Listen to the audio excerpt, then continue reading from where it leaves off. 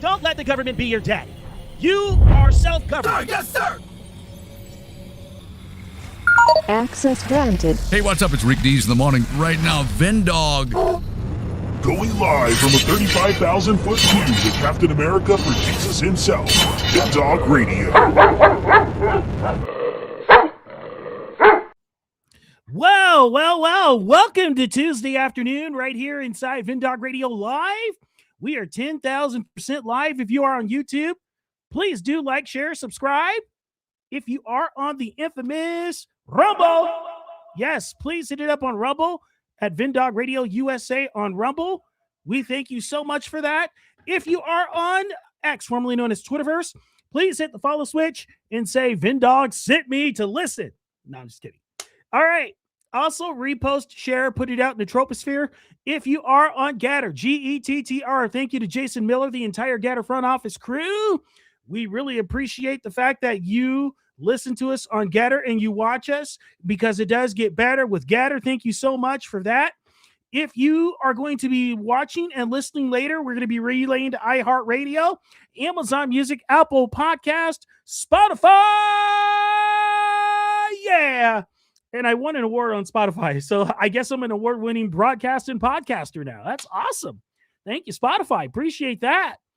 Also, TuneIn Radio and wherever you shall download broadcast and podcast. Thank you so much for doing that, ladies and gentlemen. We really appreciate it.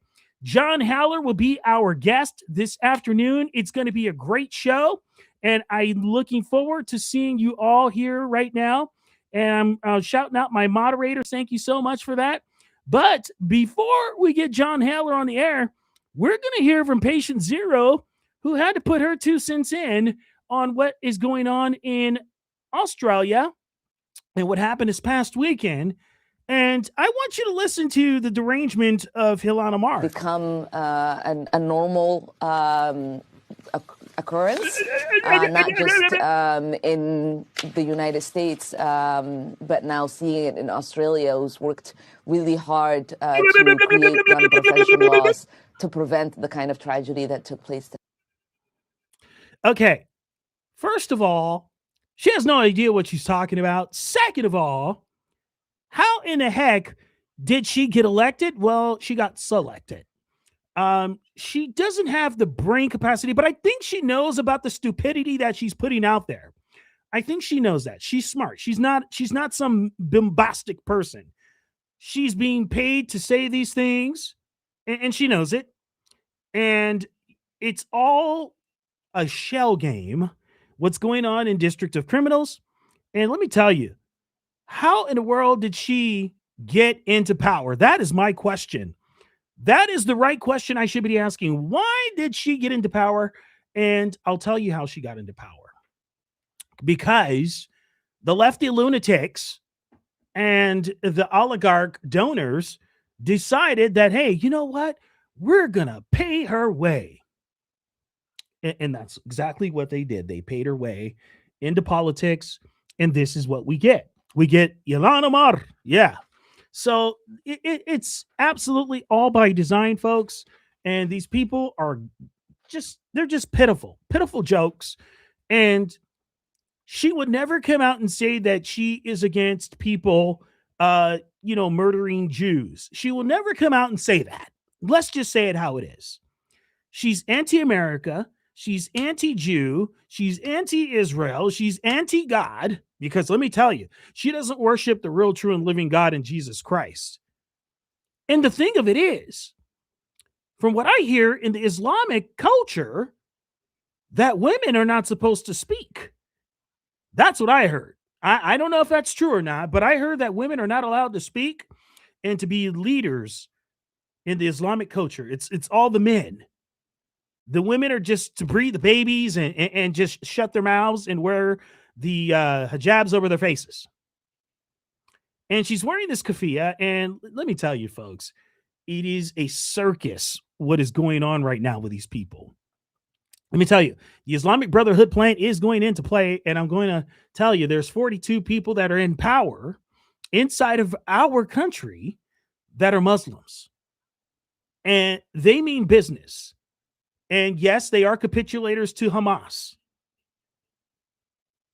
Anytime you get ideology pushed into a culture that doesn't agree with the ideology, it just tells you right then and there. This stuff is happening on steroids. Yeah, John Haller will be on in a minute. All right. So, coming up right after the break, we're going to have the great John Haller on, and he is standing by, and it's going to be good, guys. You're watching and listening to VinDog Radio Live on the VinDog Radio Network. Follow us on all of the socials at VinDog Radio. We'll be right back with more VinDog Radio Live after this. Access granted.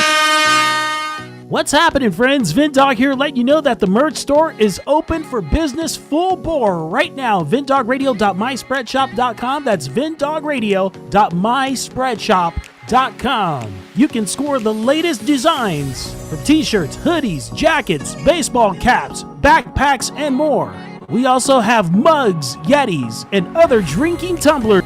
This store is absolutely incredible. It has over 350 items to choose from, with every style and fashion to suit everyone's needs and desires. So if you love Jesus and you are a patriot for your country, slide on over to VinDogRadio.myspreadshop.com. That's VinDogRadio.myspreadshop.com. Don't delay. Let's do this today. Hey. Sir, yes, sir! Hey, what's happening, everybody? VinDog here, and thank you so much for watching the broadcast. Please do share and pray for us to continue to grow. If you feel it led on your heart to support the broadcast, please do the number one thing, and that is to pray for continued growth and pray for the Lord to continue to provide provisions for myself and my family so that we can continue to press forward and bring you the truth. And my moderators will tell you how you can help by putting it in the live chat. Also, if you feel led on your heart by the Lord to support financially, we will greatly appreciate that. Cash App, Venmo, and PayPal. Also, ladies and gentlemen, you can click the QR code that I'm going to put on the screen right next to those 3 ways you could support. And also, if you would like to support in other ways, if you don't want to give via the internet, yes, my moderators will direct you towards me and we will work it out. But first of all, we need the number one thing, and that is prayer, that we will continue to give people Jesus and get Jesus to people. I love you guys very much. Thank you so much for the love and support that you always give this show, because without you, there is no me. In Jesus' name, amen. Love you guys. Talk to you soon. VinDog popping off. Now, back to the man on a mission for the King of Glory, Jesus Christ. VinDog Radio. Well, welcome back to VinDog Radio Live, ladies and gentlemen. And right now, we are bringing in my brother in the Lord, Mr. John Haller. Mr. John Haller, how you doing, brother? Hey, Vin, how you doing? Great to see you, my friend. I hope so. I just had the largest piece of carrot cake I have ever seen. Well, it's better than fruitcake. That But in my estimation, not by much. I'm not a carrot cake fan. Yeah. But you know, It sounds too much like a vegetable. Yeah. But you know, I love carrot cake, but the ultimate thing for me is either cheesecake or a pecan pie. Now, I love cheesecake. I do not. I think on my list of desserts, it's anything with raisins that I don't like. And then right at the bottom of the list is pecan pie. I do not like pecan pie. The first time I met my mother-in-law, she baked a pecan pie. No way. And my now wife of 50 years, then my fiance, knew that I hated pecan pie.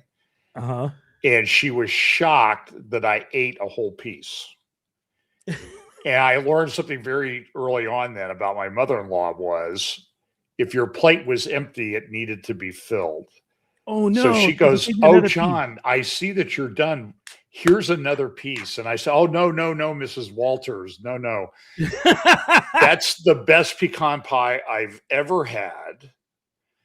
But it's just so rich. I don't think I could eat another bite." And my wife and Pam was looking at me like, man, oh man, you know, you should go to law school or something. She said it was one of the best. The use of language was pretty impressive, she thought. Because I complimented her and I got no more pie out of that pecan pie.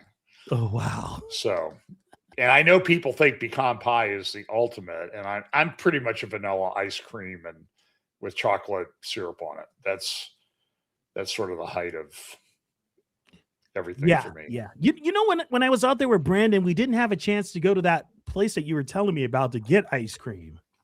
Oh yeah, that sort of 50-ish on steroids ice cream parlor. It's pretty awesome. Yeah. He said next time we'll do it. So that would be good. I'm actually going to be there on March 11th. Are you?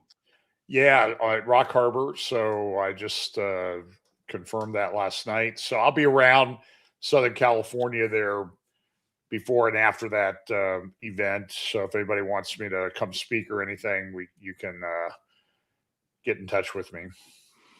Yeah. And if you don't want me to come speak, you can get in touch with me and explain why.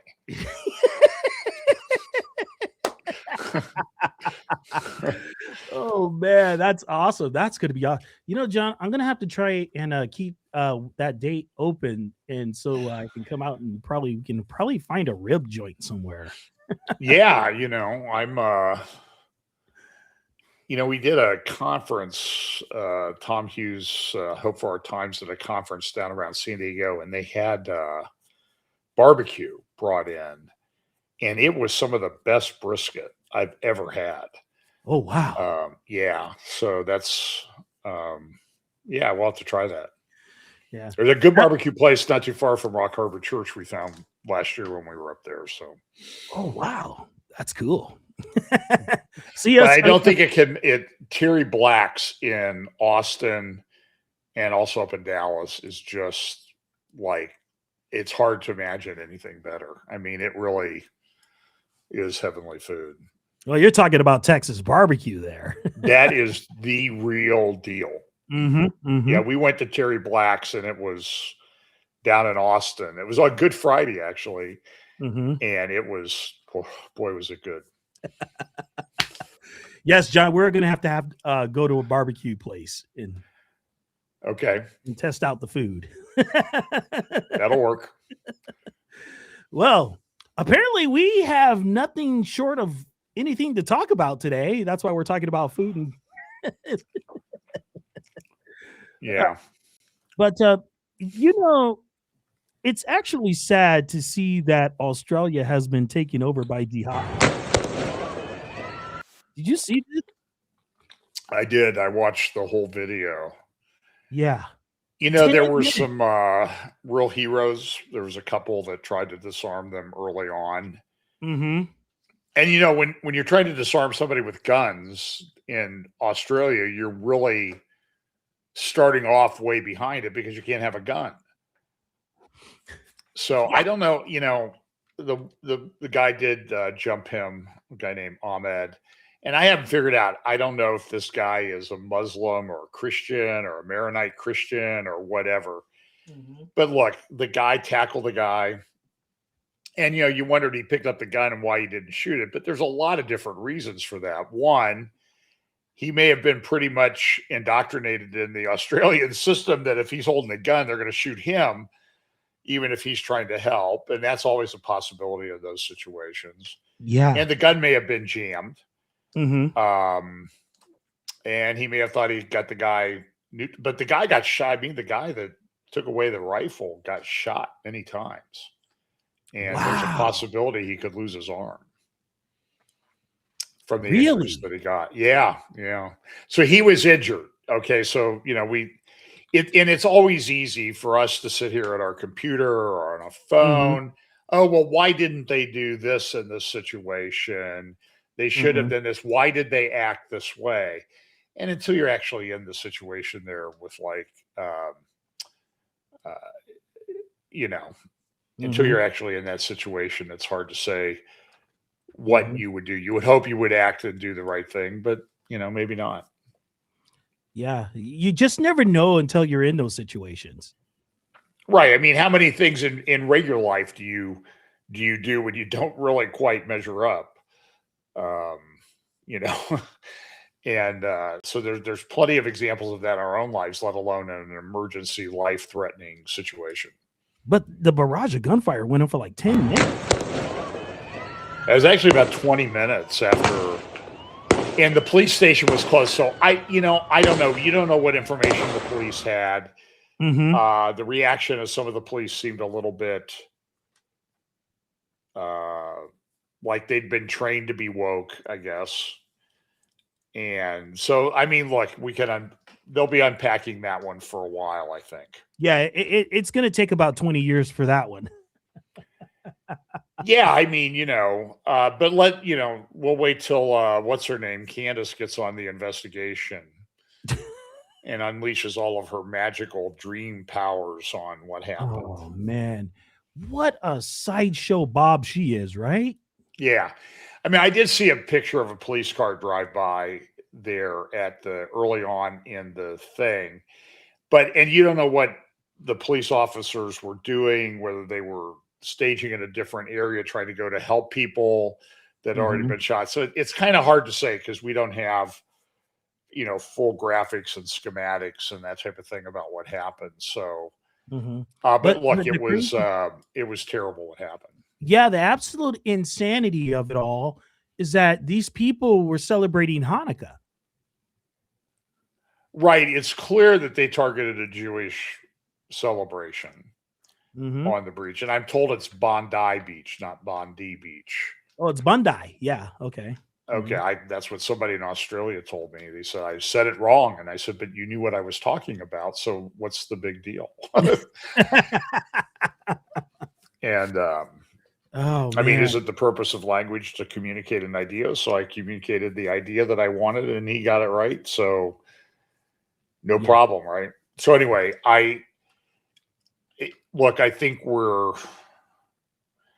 going to see more. There's this situation at Brown University, the shooting that took there. Yes. Reports are out that the guy shouted Allahu Akbar. I don't know. Okay. But it's also one of the people killed, I believe, was one of the best known conservative activists on the Brown University campus, which means she might have been one of two or three on that campus. So, it's hard to say in these investigations. And then being involved in some of these, the police will play things close to the vest. They're not going to release a lot of information because if they don't have the person yet, then they don't want, or they want to make sure they've got everybody responsible. Right. They'll be very circumspect about how they release things. So that's why I'm not surprised we haven't seen, I don't think the autopsy report from, say, Charlie Kirk has been released yet. Right. That's not that unusual. They are preparing for trial. My concern in that case is that a certain individual has spread so much doubt about what happened that I don't think they're going to get a conviction ever. Yeah, there was a lot of tampering going on by this individual that you and I know about. Right. I mean, and it's contaminating the jury pool. And I have to tell you, I read comments sometimes under that person's post, and it's bad enough that she's that way, let alone all the people that follow her. It's not. As someone who was a trial lawyer for a lot of years, imagine you're in a situation where your freedom is at stake and you have people like her followers on your jury. That's not a very comforting thing. And I think I may have said this before. And when we are trial lawyers, we go through training. And if you think that you learn everything in law school, you're sorely mistaken. That's why they call it the practice of law. Even if you've been at it for 50 years, you're still practicing. But we used to go to trial lawyer seminars, and we were told about how to effectively present evidence, use demonstrative evidence, charts, graphs, PowerPoint, that sort of thing. And then it changed to where you were going to appeal to people's emotions. And that's a very postmodern thing. And so now you're in that situation where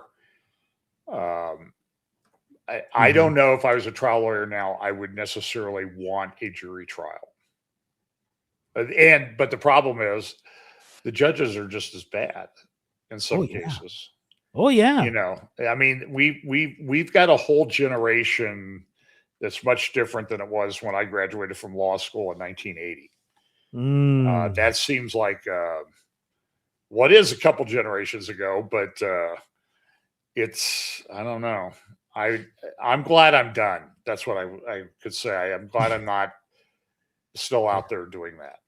Yeah, 1980, I was in the first grade, and I remember my teacher, Mrs. Dean, telling me, because she was a very wonderful Christian woman, and I remember her saying this to the class: this will probably be one of the last times that you'll see a teacher to be able to display a Bible on his or her desk. Yeah, I mean, what happened to freedom of speech and that type of thing? Yeah. Mm-hmm. And it's kind of a book that's in every library. Mm-hmm. I wonder if there's more copies of the Bible in libraries than just about anything else. Probably is. Still the number one selling book of all time. Yeah. Probably the most authenticated. Is the most authenticated easily by many, many, many, many times over. So anyway, so I just, so even with the thing on, and immediately with the Bondi Beach shooting in Sydney, immediately people are saying it's a false flag. And I'm always curious when people make those accusations. It's like, so it's a false flag to deceive people, except you. You're smart enough. You have the Gnostic knowledge that you can tell that it's a false flag. It's a false flag, but people's lives were taken. And now what they do is they'll take Netanyahu or other people say that there are attacks coming, and then say not only they warned about the attacks because they actually plant them. And I'm not impressed with this sort of thinking in claims. If you have proof of it, bring it forth. You have the burden of proof. Otherwise, it's just, to me, it's just kind of rank speculation. I think people are just, they jump the gun. They're like, oh, that's another false flag. I'm like, you got to have proof before you say something, guys. Well, you used to, but now you don't. Right. So, anyway. Yeah, it's horrific. So I got this news story. You probably have seen it already. There's this gentleman. He was a former IDF soldier. He was retired, and he was with his family there. Can you tell me what happened? Yes, there was two shooters. One on the bridge, one under the bridge. And just started to shoot for 20 minutes. They shoot, change magazine and just shoot. Simple as that. 20 minutes, was 4 policemen there. Nobody gave fire back. Nothing, like they are froze.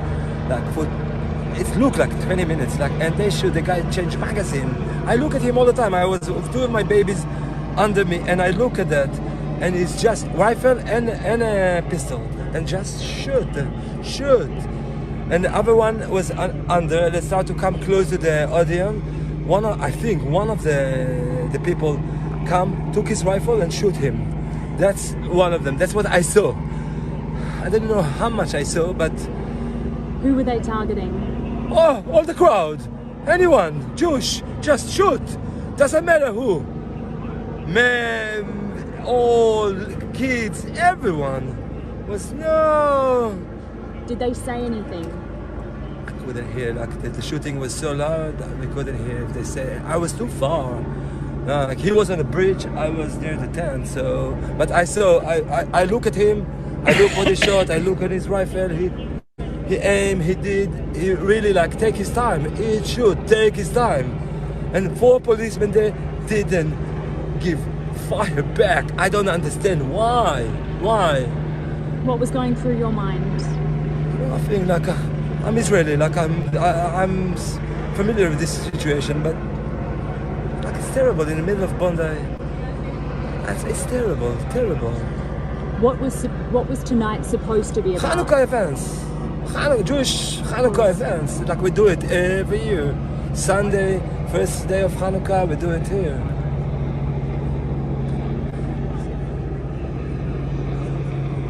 For me, it's not. I'm get used to that, but What is this? like try to kill us, like this, like terrorism, like try to kill Jews. Doesn't matter who you are, what you are. You kill a Jew. That's it. And it's time to people in Australia to start to understand we are not a target. We are civilian like you. We do the same thing. There is no reason that we feel not safe here in our country. This is our country. This is how we live, where we live. We need to feel safe. Is your That's family it. safe? Is your family okay? I come with 6 kids, and thanks God, yes, everybody's safe. Okay. And what did you see? What did you see anyone injured? Did you I see 6 people dead and 6 people injured. 6 or 7 people injured. What words come to mind? How do you describe this moment? I was a soldier, so I just checked that my kid is okay, that everybody around me is okay. Call medical people for the injured, and that's what I can do, to collect my kids and run away to the car. You were a soldier in Israel? Yeah. Did you ever expect a war zone at Bondi Beach? But I know it's come one day. I know it's come one day.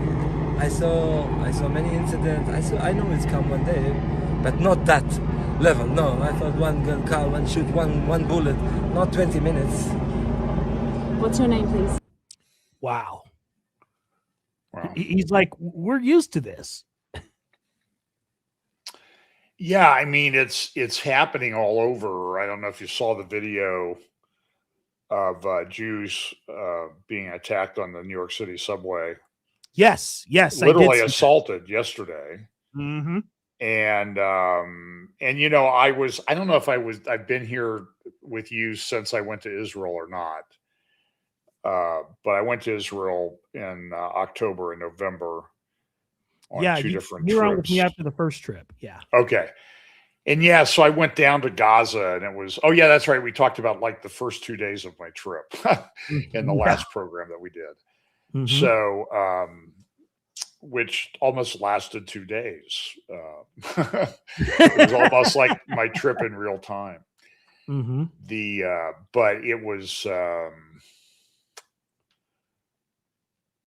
when you go down to Gaza envelope, they call it the Gaza envelope, you get a real sense of what they faced on October 7th. It's Right. pretty sobering. But this is happening all over the world now. It's and the question is, you know, Jews are asking, and I think it's legitimate, is it safe anymore? Is it safe Mm-hmm. to be anywhere? And the answer is maybe not. Mm-hmm. Maybe not. Yeah, it's terrible because I believe that a lot of the Jewish people are going to eventually have to say, you know what, we're going to have to make Aliyah back to Israel. Yeah. Yeah, it's pretty troubling, and social media has just made everything much worse. Mm-hmm. And what's amplifying this. What's really sad is this individual that you and I were talking about that caused all of this ruckus about the whole Charlie Kirk shooting, reports saying that, you know, they had all the evidence that this was done some other way or by somebody else. She's also caused a problem getting people that these are certain people that I know that are starting to follow what she says. And these folks are people that call themselves Christians. And they're going against Israel now. So I did a program recently with a guy who goes by Steve, the tour guide. Oh, did a okay. little roundtable. Is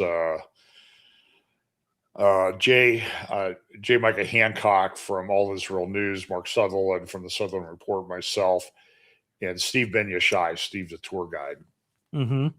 And Steve has done some videos on his YouTube channel analyzing where people like this unmentioned person, don't want to say her name because she will accuse you then of trying to build your audience off of her name. So, or defamation of her character. Yeah. So Steve did a really good analysis on where are these people coming from? What's driving this? Mm-hmm. And in the case of this individual and her husband, George, they are pre-Vatican II Catholics. Mm-hmm. They subscribe to, so one of the things that changed in the Catholic Church with Vatican II, it modernized a lot of things. They got rid of the Latin Mass and that sort of thing. And one of the things they changed was the longstanding blood libel of the Catholic Church that the Jews were responsible for the death of Jesus, and not merely the Jews then, which we can agree on, all Jews for all time. Yeah. And that caused a lot of anti-Semitism in the church. And so Vatican II tried to change that.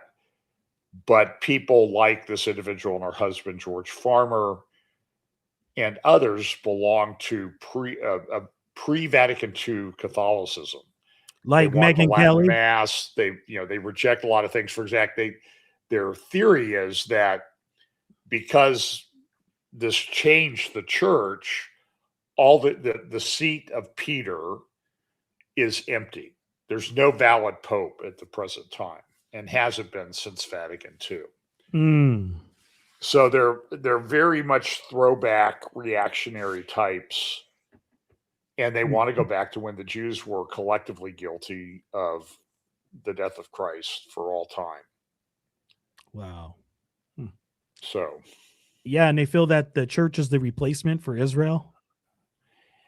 Yeah, that's and that's fairly common within a lot of parts of evangelicalism. I was just reading some comments from a guy on X who was. I said this the day after October 7th. I said you need to be careful that you don't try to make clever as we're going forward. We're at a very significant time. October 7th was really a major tipping point, in my opinion. Yes. And I said, first of all, the issue of Israel would be the most divisive issue in the evangelical church until Jesus returns. Mm-hmm. And then I said, you need to be very careful of people who completely dismiss Israel and the Jews and try to make clever theological arguments to mask their outright Jew hatred. Yeah. Mm-hmm. And I think anti-Semitism is not and is no longer an adequate term. I think it should just be Jew hatred. So I think that I think we're at that situation, and I see these guys all over my X feed. I don't know why. I don't follow these people. I don't know if people are just trying to, X is just trying to tick me off, or what, or they're trying to re-educate me. It's probably a combination of the latter too. But I don't follow these people, but my feed is full of it all day, every day, all day long. Oh man, I don't know. I'm pretty sure you do, but man, I received some of the most vile comments from people I don't even know who they are, that I don't even follow. Right. Yeah. It's ridiculous. Right. So, and then, everybody's an expert on Judaism, mm-hmm. And I don't think people understand sort of the Jewish text and that type of thing. So I don't know. I just think that we have a massive problem. Yeah. We have a massive problem. And from what I see, John, it's not going to get any better. No, I mean, we talk about this. I recently did a technology roundtable with Patrick Wood, Scott Townsend, Britt Gillette, and Pete Garcia, and we're Yeah, I like, watched it. Yeah. I mean, are we stopping this? Are we turning it around? And the answer is no, we're not. No. Now, that kind of raises this interesting end time thing where you're sort of in a paradox. Mm-hmm. The end times is coming. You know how this is going to work out, but then you also have a responsibility as a Christian to occupy until he comes. Yep. And so that creates a tension in that paradox about how we're supposed to act. Right. So anyway. Yeah, it is so, it's so bad to the point to where I was wearing a windbreaker that was gifted to me from David Tao and his son-in-law, and it had Gihung Springs, and it had the Israeli flag with the star on the right. Man, you should have seen the glare and the just demonically inspired looks that people gave me in public when I was wearing this. I'm like, is it really that bad? Come on, guys. Yeah, I mean, I've got a Gihon Springs sticker on my MacBook over the half-eaten apple, which people tell me is a satanic symbol. So I covered it up with Gihon Springs, and they say that's a satanic symbol, so you can't win. And if I put like a Jerusalem cross, they would say I'm a Mason or something like that. So yeah, you can't Some win. people start to call me that too, just because I'm in total support of defending the nation of Israel because God tells us to. Yeah, man. I mean, a lot of the prophecies of the end time, they don't make any sense unless there's a nation of Israel. That's what I think. Yeah. I mean, that's what we get from scripture. Yeah. Oh man, it's wild. We're living in some wild times, John. I got to tell you, that video on the last program that we did together that I showed you of Megan Kelly and what's that guy's name? I think it's Pasovic or whatever his name is. Oh, Jack Pasovic. Yeah, and he was giving her this rosary and all this stuff, and man, as of late, I just see their whole anti-Jew it's coming out. It's coming out even more. It's oozing out of the pores of their skin now. It seems to be. So anyway, I just posted it on my social media. So after we're done talking here, okay, you can go to my Facebook, X, Telegram, Getter, True Social feeds, the Sutherland Report. Mark Sutherland and I from the UK interviewed Robert Spencer last night. Ooh. The founder of Jihad Watch. Right. And, we were sort of talking, and it was sort of like he used to do a program called This Week in Jihad. And he said the problem was it was the same program every week, and there was more and more and more and more stuff to go over. So that's that's where we are in the world today. Yeah. Pretty much now there's so much you can do it on a daily basis and you'll still have more content. Well, I keep saying that I'm not going to prepare my prophecy updates some Sunday. I'm just going to sort of open my X feed or my Facebook feed and just start reading what pops up. Because it would clearly easily fill up the whole hour and a half or 2 hours that I do things. So now we have people like Kirk Cameron who said that we need to get off of the Israel bandwagon. And we need to get off the hell bandwagon. Yeah. Now it's just annihilationism. Oh boy. So there's a good example. So look, you can still be a Christian and have a wrong view on Israel. But I can almost assure you that if you have a wrong view of Israel, you're going to have massive problems, other massive theological problems. Mm-hmm. Yeah. So yeah, he's totally gone off the rails. I'll tell you that much. Yeah, I mean, and I know people that used to work with him a lot and everything, and I think that this is a place where feelings based theology really gets you into trouble, because people have trouble grasping that this could be an eternal punishment. They don't want to deal with that, so they do whatever they can to get away from it, or to not have it be the case. Right. And I counted, let's see, 1, 2, 3, 4, 5, 6, 7, 8. And I probably didn't even see any other passages in the Bible that talk about eternal punishment. Yeah, I mean, it's I guess they interpret that to mean you're punished and then it lasts a long time. It's over, but the effects of that punishment last forever. I don't know. I think that it's I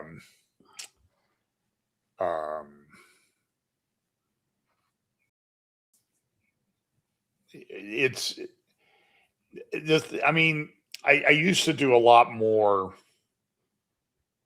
analysis and talking about false teachers. So 25 years ago, it'll be 25 years ago this August, I actually did a talk on postmodernism when I was in Southern California. And I said it's not going to be a good thing, because postmodernism is everybody sort of determines their own truth, which can't be true.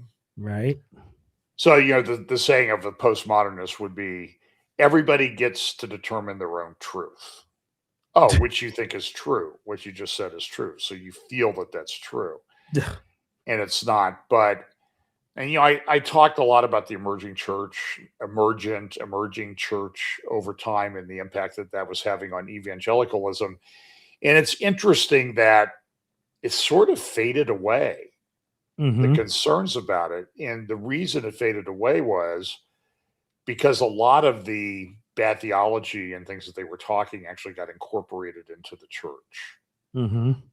So that most people, they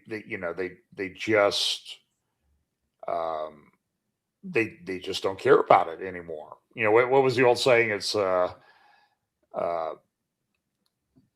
what's the two big problems in the church are lack of knowledge and apathy. And you would say that to somebody, they said, well, I don't know and I don't care. So sort of affirming the thing that you just stated. Right. Yeah. And it's funny. I was thinking about this one sermon that Spurgeon had did about the church of the future, his prediction on how it would turn out to be. And I'm like, wow, he was kind of on point with that. Yeah, I mean, he talked about, that it would be an entertainment-based thing and that sort of thing. And he was right. So the fights that Spurgeon had with the Baptists, what he called the downgrade controversy back in the 19th century, actually are sort of have been playing out in front of us in the 20th and 21st centuries. It's sort of the same cycle of things. Yeah, it is. And it's on full display. And I tell people it's not slowing down. Right. Yeah. Oh, man. Here we go, John. I have something for you.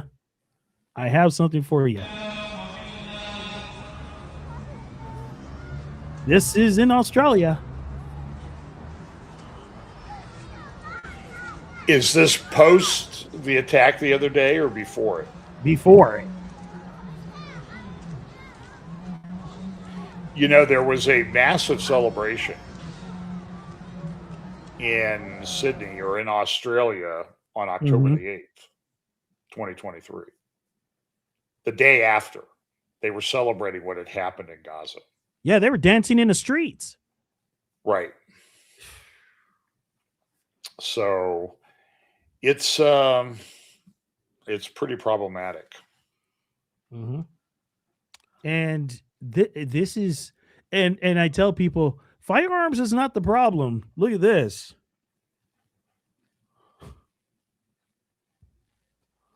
It's not the problem.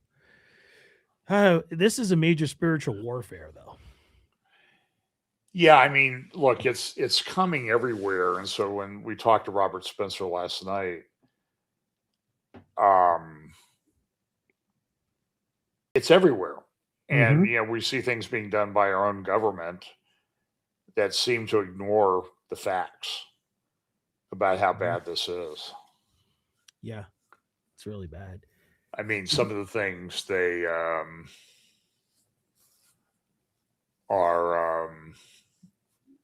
well, just we're on the brink of some very major attacks in the United States, I think. And so how are we going to react to these? And so I think people you ought to go get the video, 10 minutes or whatever. You can find the long video a bunch of places on X. And I think that you need to watch that and think about how you would react in that particular situation. Right. What would you do? Yeah. There are some parts of the video that I have seen, the 20-minute version. I'm like, wow, that's pretty graphic of the people on the ground. And right. Yeah. I was like, yikes. Yeah. So like I said, the guy who, Ahmed, who, like now everybody wants to argue whether he was a Christian or Muslim. I don't know that he acted bravely. I think, I think he should be praised for that. And, so I don't know if a Middle Eastern guy says that praise Allah or Allah gave me the strength to do this. I don't know that necessarily means he's a Muslim just because of the way they use that term interchangeably with what we would identify as God. So, but I do think that it's, I think it's time that we really, excuse me, start to be situationally aware. Yeah, and in the house and in my household, I like to say prepared awareness, because this stuff is already on our soil. I'm just ready for them to say it's time to do it. But why is our government so kowtowing to the new government of Syria, al-Jilani? That's terrible. I mean, there was a suicide bomber killed 2 Americans and their interpreter in Syria. Yes, and we can argue about whether we should be in Syria or not. That's not the point. The point is that the guy that did it was standing a few feet from al-Jilani just recently in a picture. And you don't get that close to a guy like al-Jilani unless you're part of the inner circle. You know what I mean?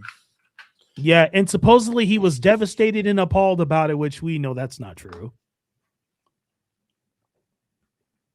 Yeah, I mean, but I don't know why we give so much deference to this guy. He gets place of honor in the White House, in the Oval Office, and there are guys marching, Syrian troops marching in Damascus a week ago on the 1-year anniversary of the fall of the Assad regime, doing the Khyber chant, which is about going and killing Jews.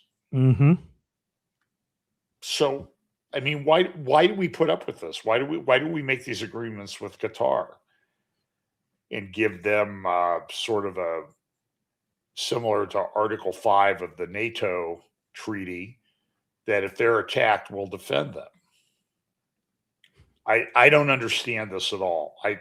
I think you would like to think that it's ignorance, but it might just be that we're under God's judgment.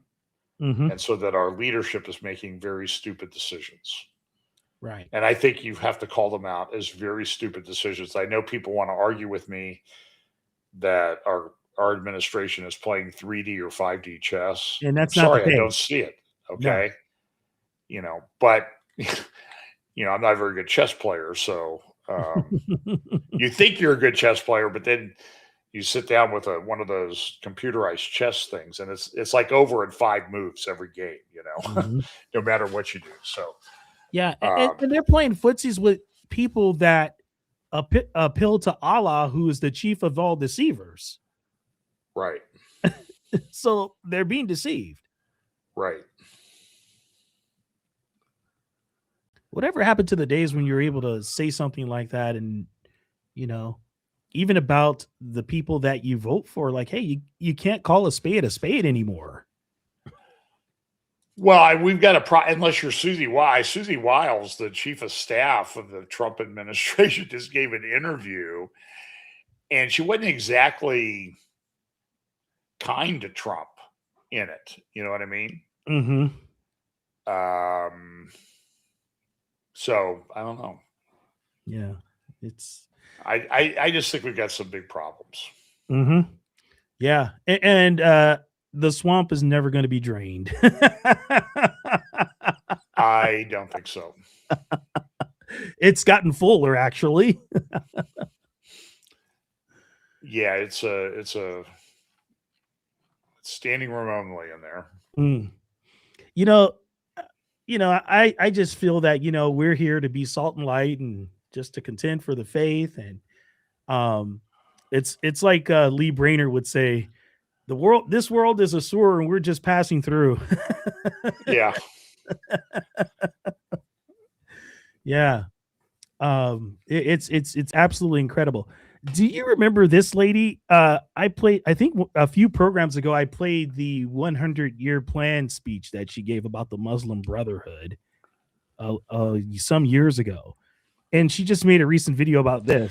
While all eyes were focused on New York and Mamdani, 42 Muslim candidates backed by terror-linked network have seized key offices across America, proving that the Muslim Brotherhood plan to infiltrate and destroy America from within is now a reality.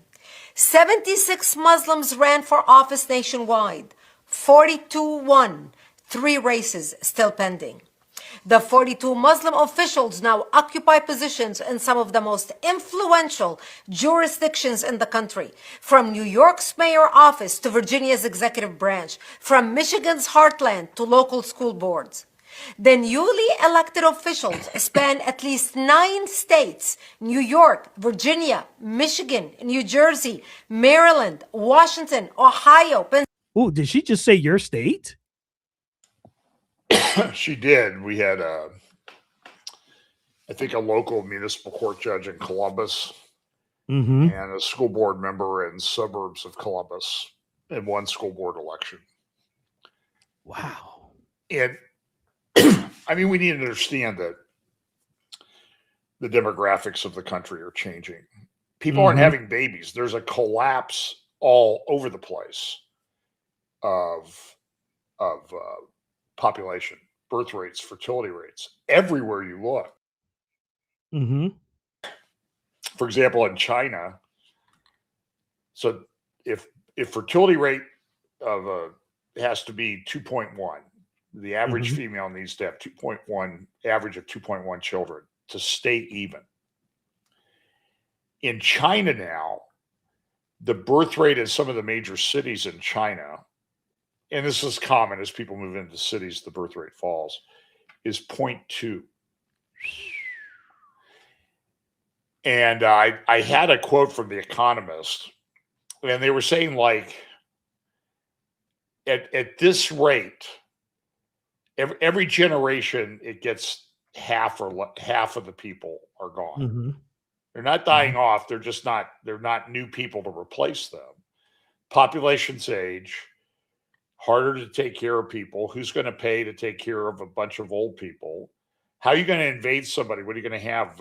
AI robotic walkers for people to be in the infantry? That's likely the case. But in like it was like 12 generations. The population of the world could be like 10 million people. Wow. And it's hard to grasp that concept. So it's an exponential decline. It's like the exponential increase in computer information. The example I've used many times is take Yankee Stadium, seal it watertight, and change somebody to the top row. You know, handcuff them to the top row. Take an eyedropper, drop 1 drop of water. 1 minute later, drop 2 drops. 2 minutes later, 3 drops. And then another minute later, 4, then 8, 16. How long does that guy at the top of the stadium have to get free before he drowns? Not very long. The answer is less than 50 minutes. Yep. That's the concept of exponential growth. And it's hard. And remember, 1 minute before he drowns, the stadium is only half full because it doubles every minute. And it's hard for us to grasp that. So that's growth, but we have decline happening the same way. So we're in a very difficult situation here. Yeah. John, have you ever read that 100-year plan that they had? What's that? The 100-year plan that they've had to infiltrate. Well, there was a document. I don't know if you're referring to the document that came out of the Holy Land Foundation case that documented what the Muslim Brotherhood was going to do. Brigitte Gabriel talked about it. I was looking through some of my old photographs. I was looking for a photograph to show somebody the other day. I came across a photograph of a guy who I miss very, very much now. His name was Phil Haney, who was a friend of mine. I just snapped the photograph when we were sitting in his RV talking for a few hours. Oh, wow. And we became very good friends. And so he'd be coming through town, and he took a tour in his the RV that they found him dead in out near Sacramento. And I don't even remember how many years ago. That's got to be 7 or 8 years ago. 7 years ago. And I keep thinking, like, no, I wish we had Phil Haney. I wish we had Phil Haney here. Yeah, he'd probably be able to talk us through what's happening right now. Yeah. Wow. Well, he unpacked a lot of things. I remember, I think it was, I had met Phil, and that prompted me to do a lot of research on CARE, Council on American Islamic Relations, and some of the front groups that they have. There was one that was a Muslim Lawyers Association, and they had a big gala out in Los Angeles. Right. To award people for being good Muslim lawyers in America. And I mean, this like 8-9 years ago. And I remember I was going out to California to do some things, and I flew into Ontario and drove around that day. I think I went out to play golf. But as I drove through San Bernardino, I drove over towards Palm Springs to play golf. There were cops all over the place. And that was the day that I think it was an Amazon facility was attacked by terrorists in San Bernardino, and a bunch of people were killed. It was either maybe it was across the street from an Amazon facility. But I just happened to be driving, the 10 freeway didn't go that far away from where that happened. And there were cops all over the place. I remember that. That was horrendous. It was across the street from Amazon. Yeah. I had a friend who worked at the I don't know if he still does, but he worked at the Amazon facility. So they were on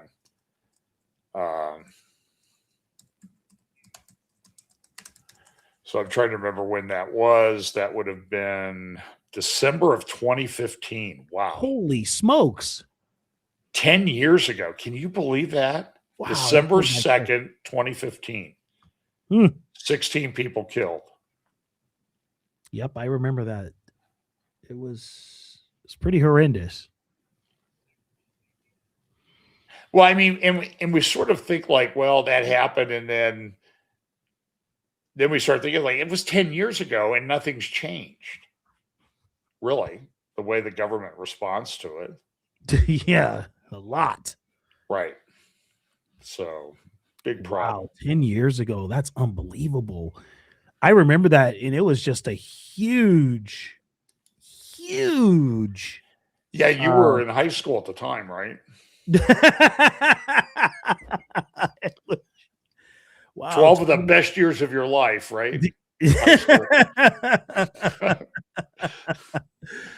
I just remember when they shut down parts of the 10 freeway because of that. Right. Yeah, I was sort of involved in that traffic tie-up. Mm-hmm. So, wow. Yeah, I was still doing radio then in 2015. Yeah. And I remember that coming over the airwaves. Well, parts of the 10th freeway is going to be shut down. And this was doing a traffic report. I'm like, what is going on? And then somebody goes, well, go in the hallway and flip on the TV and then you'll see. And sure enough, I think at the time, only like 5 or 6 people were killed at that point. And this was in the beginning stages of their tirade. And all of a sudden, like you said, up to 16. I'm like, yikes. Yeah, it's and I remember. So it's, this year will be the 2026 will be the 25th anniversary of 9/11. That's right. Sure and I have very vivid memories of that day. Yep. I was home. I was usually traveling a lot, mainly to Boston and the East Coast, but I was home that day. Mm-hmm. And I think I was going to Boston the next day. Of course, that didn't happen. Mm-hmm. But I remember going out to get the newspaper early in the morning. I thought, I'm going to not go to work right away because I was on the road all the time. But I remember looking up and thinking, like, that's got to be the clearest blue sky I've ever seen in my life. Mm-hmm. Severe clear, as the pilots call it. So it was...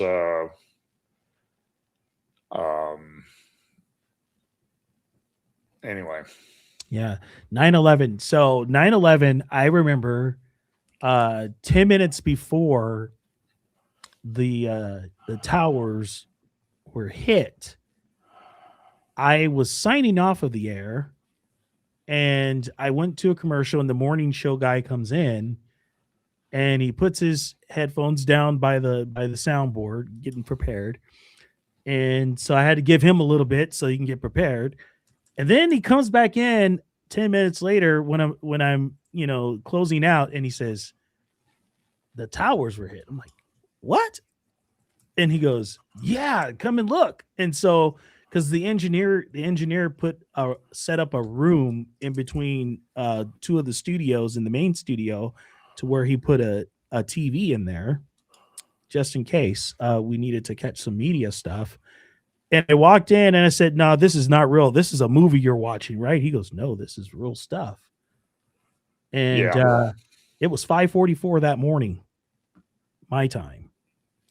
And I just remember like, wow, this is really intense. And I just remember them telling us to let the audience know that they're shutting down flights coming out of Ontario Airport and Palm Springs Airport. Like, oh boy, coming and going flights have been canceled. And I'm like, oh, this is bad. And so it was terrible for like a couple of weeks to where at that time we were still receiving paper paychecks from corporate in Texas. And those were late because FedEx planes and trucks weren't moving. No, it was weird. I mean, I had a bunch of people in my firm. They were down in Washington, D.C. that day. And there were all kinds of rumors flying around Washington about explosions and trash cans all over downtown D.C. Mm-hmm. None of which were true, but it was one of those things where just as soon as you started grasping the situation a little bit, was something else happened. It was a very well staged operation. That's for sure. Mm-hmm. It was very well staged. Right. Well staged. So that's typical. Now they'll do things like they'll attack the first responders. They'll hold back, and then when the first responders get there, they'll attack them. Right. Mm-hmm. So, yeah. So let's talk about the second trip you made to Israel. Okay. Yeah, that was pretty interesting. Yeah, so I went. They have a thing for. They've been bringing groups of people over. It's government sponsored. I was there for the Christian Media Summit. There was probably 150 people or so. I had 3 buses of about 50 people as we traveled around. And part of it was to learn about what's going on, talk about what's going on, have different people, personalities, media, government people come and talk to us to tell us what they think, which I think is okay. I was asking myself the other day, would I go to Qatar if they ask? Would you? I don't know. It depends on what the Gulf situation would be. And I don't mean the Persian Gulf. I mean, it's about the Gulf course. Yeah. I think they have a golf course there, but and they have one golf course in Israel, but I've seen it, but I've never had the opportunity to play it. But so we had different days that we did things. I think one of the more, so we went down to the Gaza envelope. We're down at the Gaza envelope, and one of the things that they did was they had us plant a tree. But I skipped the ceremony, and I went and I was talking to a guy who was there, who was the first responder to get to Nova that day, October 7th, and so we talked to him for a good hour or more. The things he described, it's hard to imagine how he was not, that he's still able to function. He works for Magen David, the sort of the ambulance and first responder organization. I think that's who he works for. But this guy had been, he's in the IDF. He was in the First and Second Lebanon War. So it's not like this guy, I think he was a paratrooper. So it's not like this guy's working behind a desk someplace. This guy's out in the field in active combat and war situations. And this was pretty tough for him to see what happened, the rapes that occurred, and that type of thing. So we went to Nir Oz. It was one of the kibbutzim that was along the Gaza border that was attacked.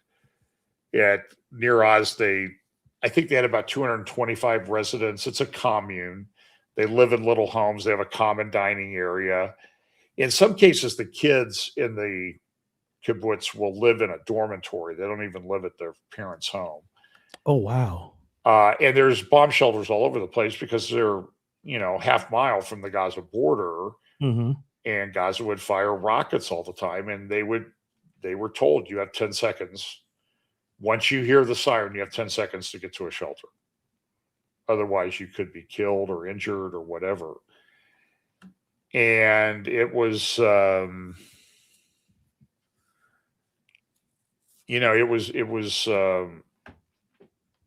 very disconcerting. So the 225 residents, they had about half of them were killed or taken hostage on October 7th.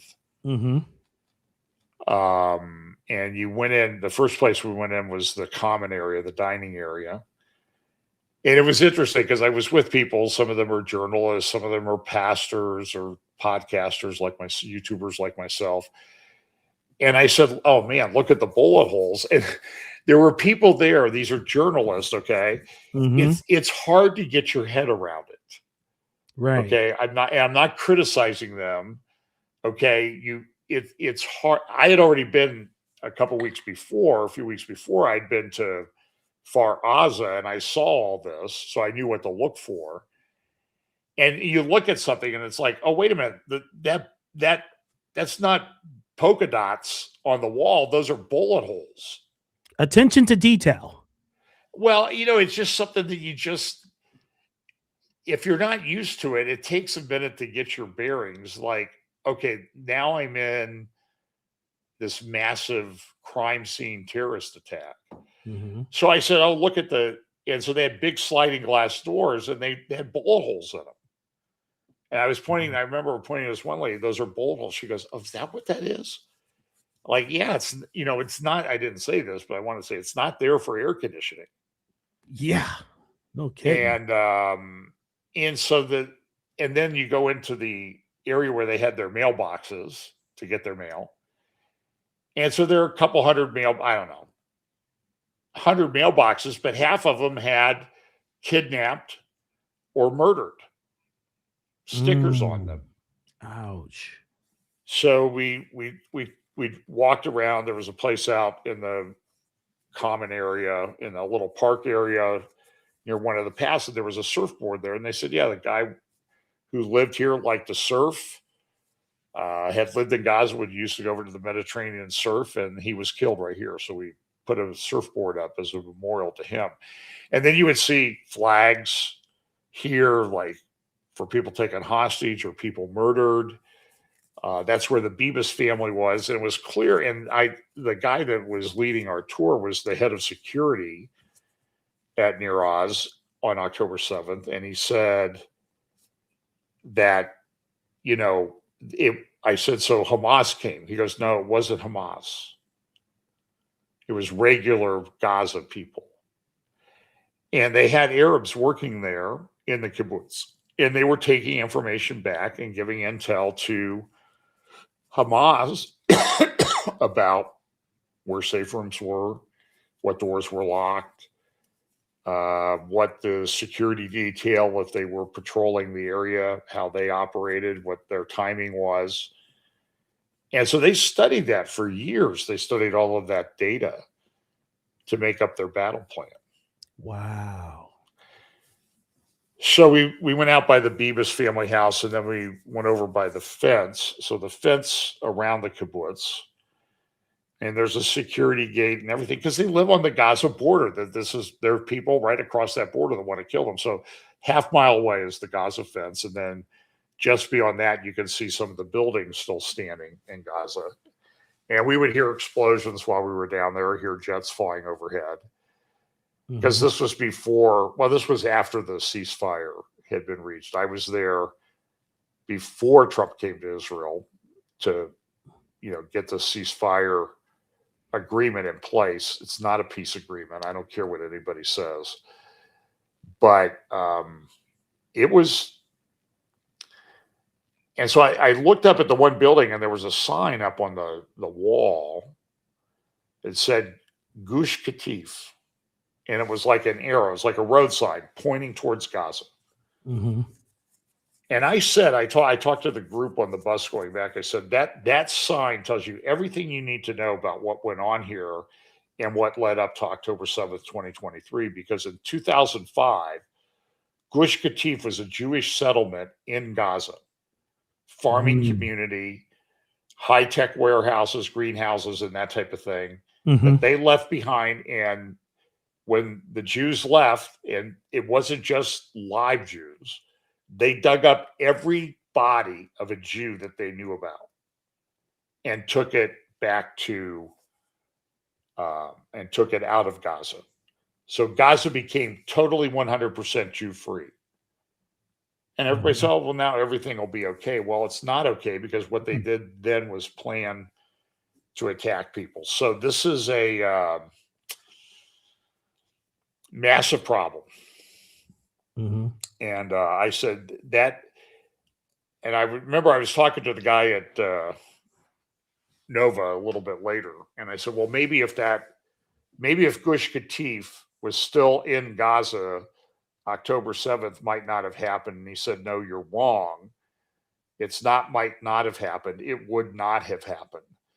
So the pressure by the Bush-Cheney administration to get Israel to abandon Gaza so the Palestinians could do what they wanted was there was a direct line from that pressure and Ariel Sharon caving to that pressure to the attacks of October 7th. Yikes. And by the way, so as we were walking around, there were some people from the government press office, younger people, and they could see that I was a bit irritated about things. And because I was a little bit upset that they had not released a lot of the videos of October 7th. I think they're doing it now. It's interesting, though, when I complained that they're not releasing the videos, these people from the government press office, they came up to me and said, here's a website, but you'll have to wait until you get home to the United States to look at it because that website is blocked in Israel. So the Israelis cannot look at the website that has documented footage about what happened on October 7th. Oh, my. It makes no sense to me. And somebody from the government press office said to me, well, we're doing it to protect the sensitivity of the people. And I said, listen, with all due respect, you go to the Yad Vashem, a Holocaust museum in Jerusalem, and you see all kinds of evidence and pictures of the atrocities that took place in Europe in World War II. Mm-hmm. And I said, and with all due respect, sir, nobody gives a rip about the sensitivities of those families. Mm-hmm. This is a modern Holocaust. The story needs to be told. Mm-hmm. So that's when the young people in the government press office came up to me and said, here's a website you can look at, but you won't be able to do it while you're still in Israel. Well, hey, John, let me ask you this. Like, do you And by the way, I have looked at that, and you'll never unsee it. It's permanently embedded in your memory when you see what happened. I bet. Do you think that, I'm pretty sure you know that they did this. So these people in Gaza, do you think like this whole, the preempt to the October 7th Holocaust, I like to call it, that they cased out who could defend themselves and who couldn't? Yeah, absolutely. You could see that as you walk through, knowing a little bit about what happened and having studied it. As you walk through the kibbutz, mm-hmm. you would see some places where, and this was true at Far Aza, this is true at Near Oz. You would see places where the doors were shot open, they were hit with an RPG or a grenade to get through a locked door. Mm-hmm. There were other places where there was no damage to the doors because they knew which families were essentially defenseless. Mm. And so you wouldn't see bullet holes or shooting marks there. So one of the famous families that was taken at Near Oz, I don't recall seeing any real exterior damage to their home. Right. Because they didn't have a gun and they knew they didn't have a gun. And so they knew these people were easy, and those people generally got taken hostage and then killed. And so that's what happened to the Bibas family. I believe the father was freed later, but the family, of course, the mother and two young boys were murdered, slaughtered. Wow. So I don't know if that answered your question, but I think that, yeah, everybody knew about the data. They bought cell phone data so they could see how people moved through the kibbutz. This door was locked. This door was unlocked. If the people, as they moved through, slowed down at a door, that meant the door was probably locked. And then they knew exactly where the safe rooms were. So the safe rooms, which were to protect people from rocket attack, became a death trap when they broke into the safe room and just shot and killed people because they knew exactly where they were. Mm-hmm. But there's bomb shelters all over the place down there along the Gaza border. At the Nova Festival, there are bomb shelters all over through the field. But people went there to hide, and 20 people died in this bomb shelter. Or this shipping container, some of them hid in there, and the terrorists went in there and killed them, threw grenades and shot. It's pretty horrific what happened. Mm-hmm. Yeah. So, yeah. So anyway, we went to Near Oz. went to Nova. Let's see. We also went up to the Lebanon border in Metula, as far north as you could go. And the day after we were there, Israel was bombing positions all over southern Lebanon. That place is getting ready to explode again.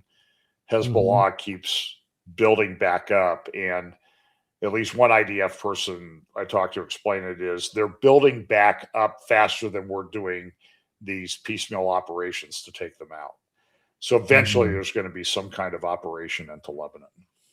And I think when that happens, you'll get the true picture of how the Trump administration feels about things. Oh boy. Which I don't think is necessarily a good, it's not going to be a good thing. It's going to be very bad feelings. No, not at all. So did you hear that the UN is trying to get Israel to give up some area of the Golan Heights?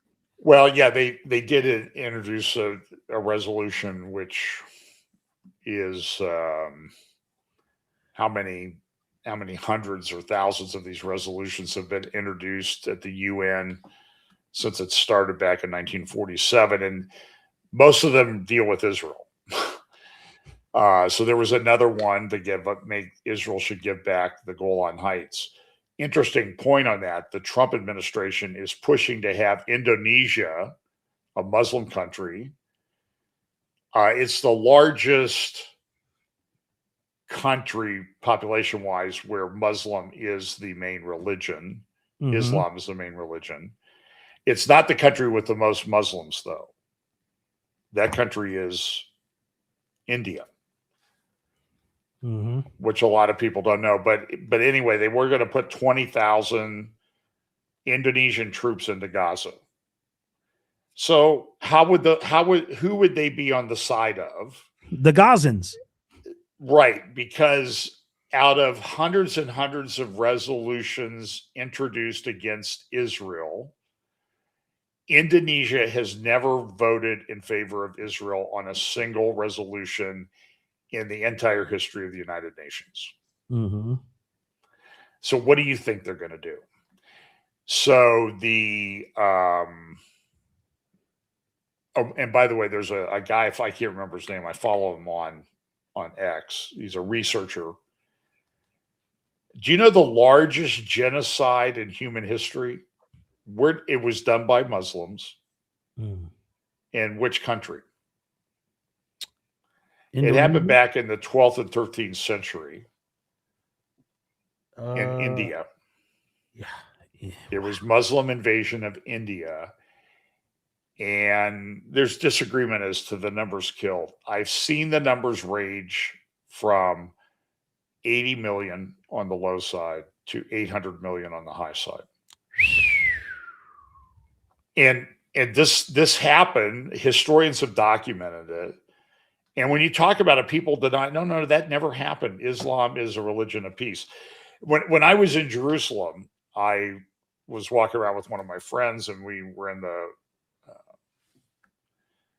one of the, it was in the non-Muslim quarter, one of the non-Muslim quarters of the old city.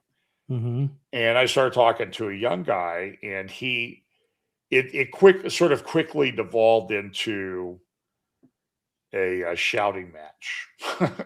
Oh my. And because he was really ticking me off.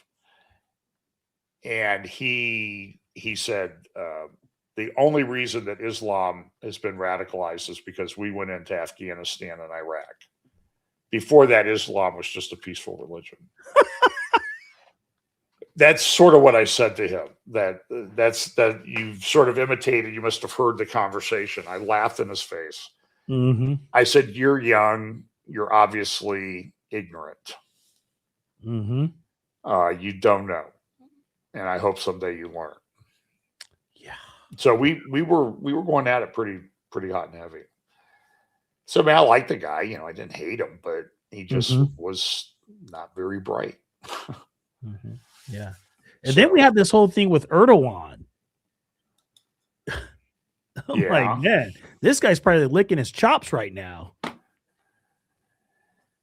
So the other day, Sunday, we didn't have church because it was kind of severe weather here. The roads were kind of bad. Okay. Mhm. We had a Christmas Carol thing on Saturday, and on the way home, I mean, we saw it on the route we took home from church, kind of out in the country, less the country now since the tech industry is just booming around here.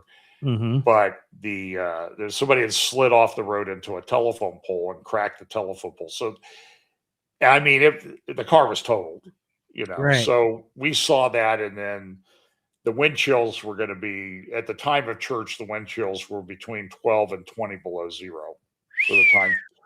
So we're an older congregation. So we thought, we're not going to make people come out.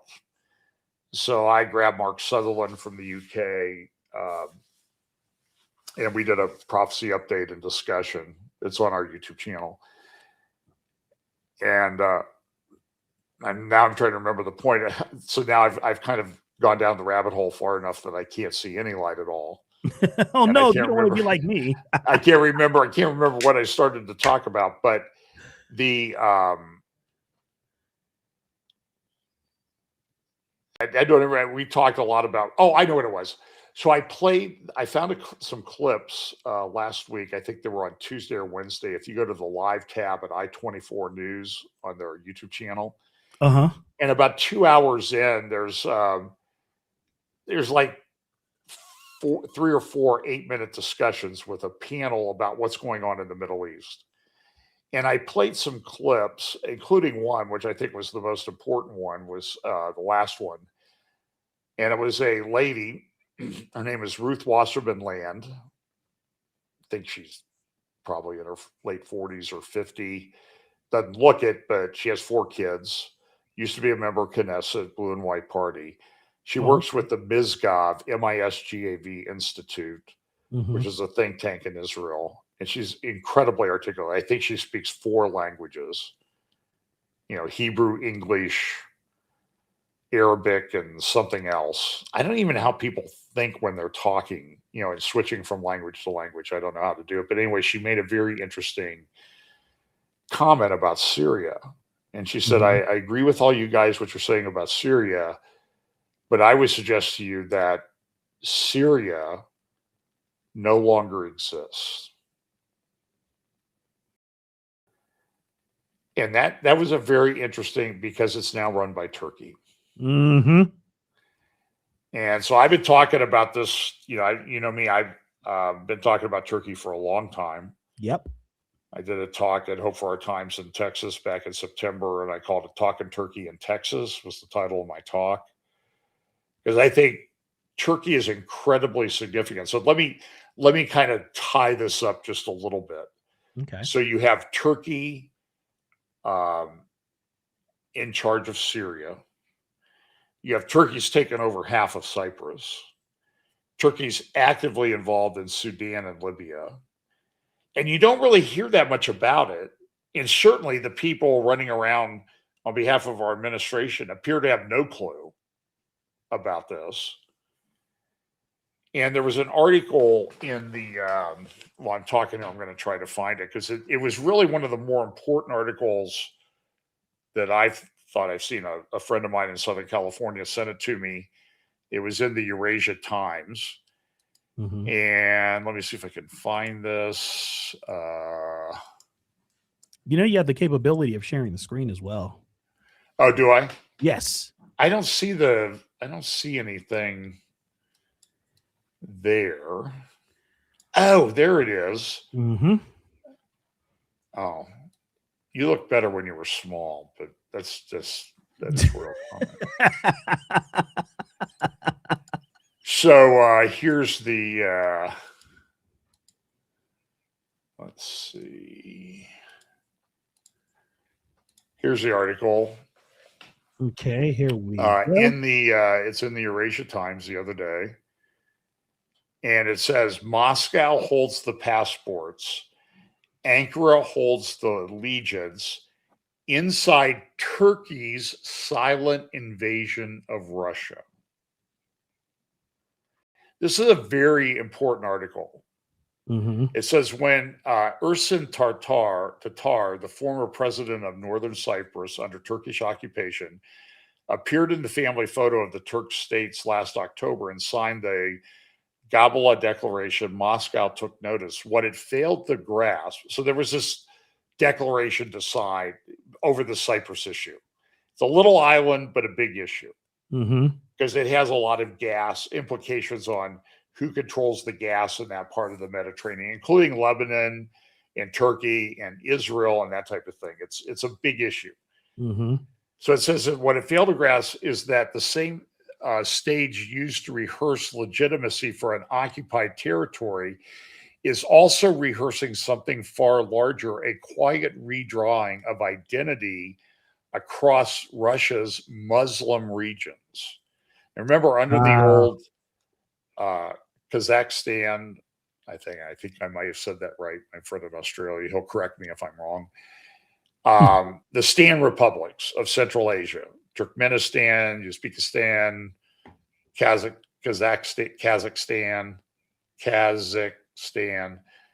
or Kazakhstan, whatever you say it. And those countries, including Afghanistan and everything, they're Muslim countries.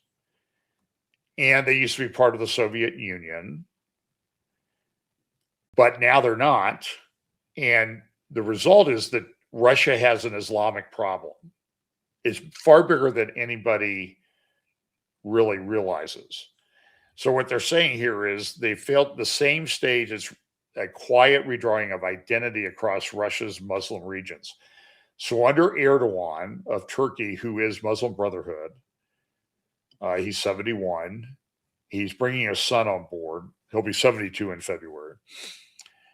I've been following this guy for a long time. His son's now all over my social media, my Twitter, my X feed. And he speaks very good English, unlike his father. But they're both incredibly dedicated Islamists, Muslim Brotherhood Islamists.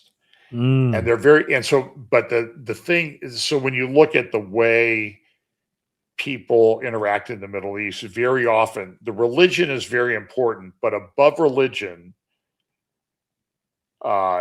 is tribe, a very tribal culture. Well, the Turkmen ethnic group tribe is all across Central Asia. Wow. And you're seeing Erdogan building alliances there.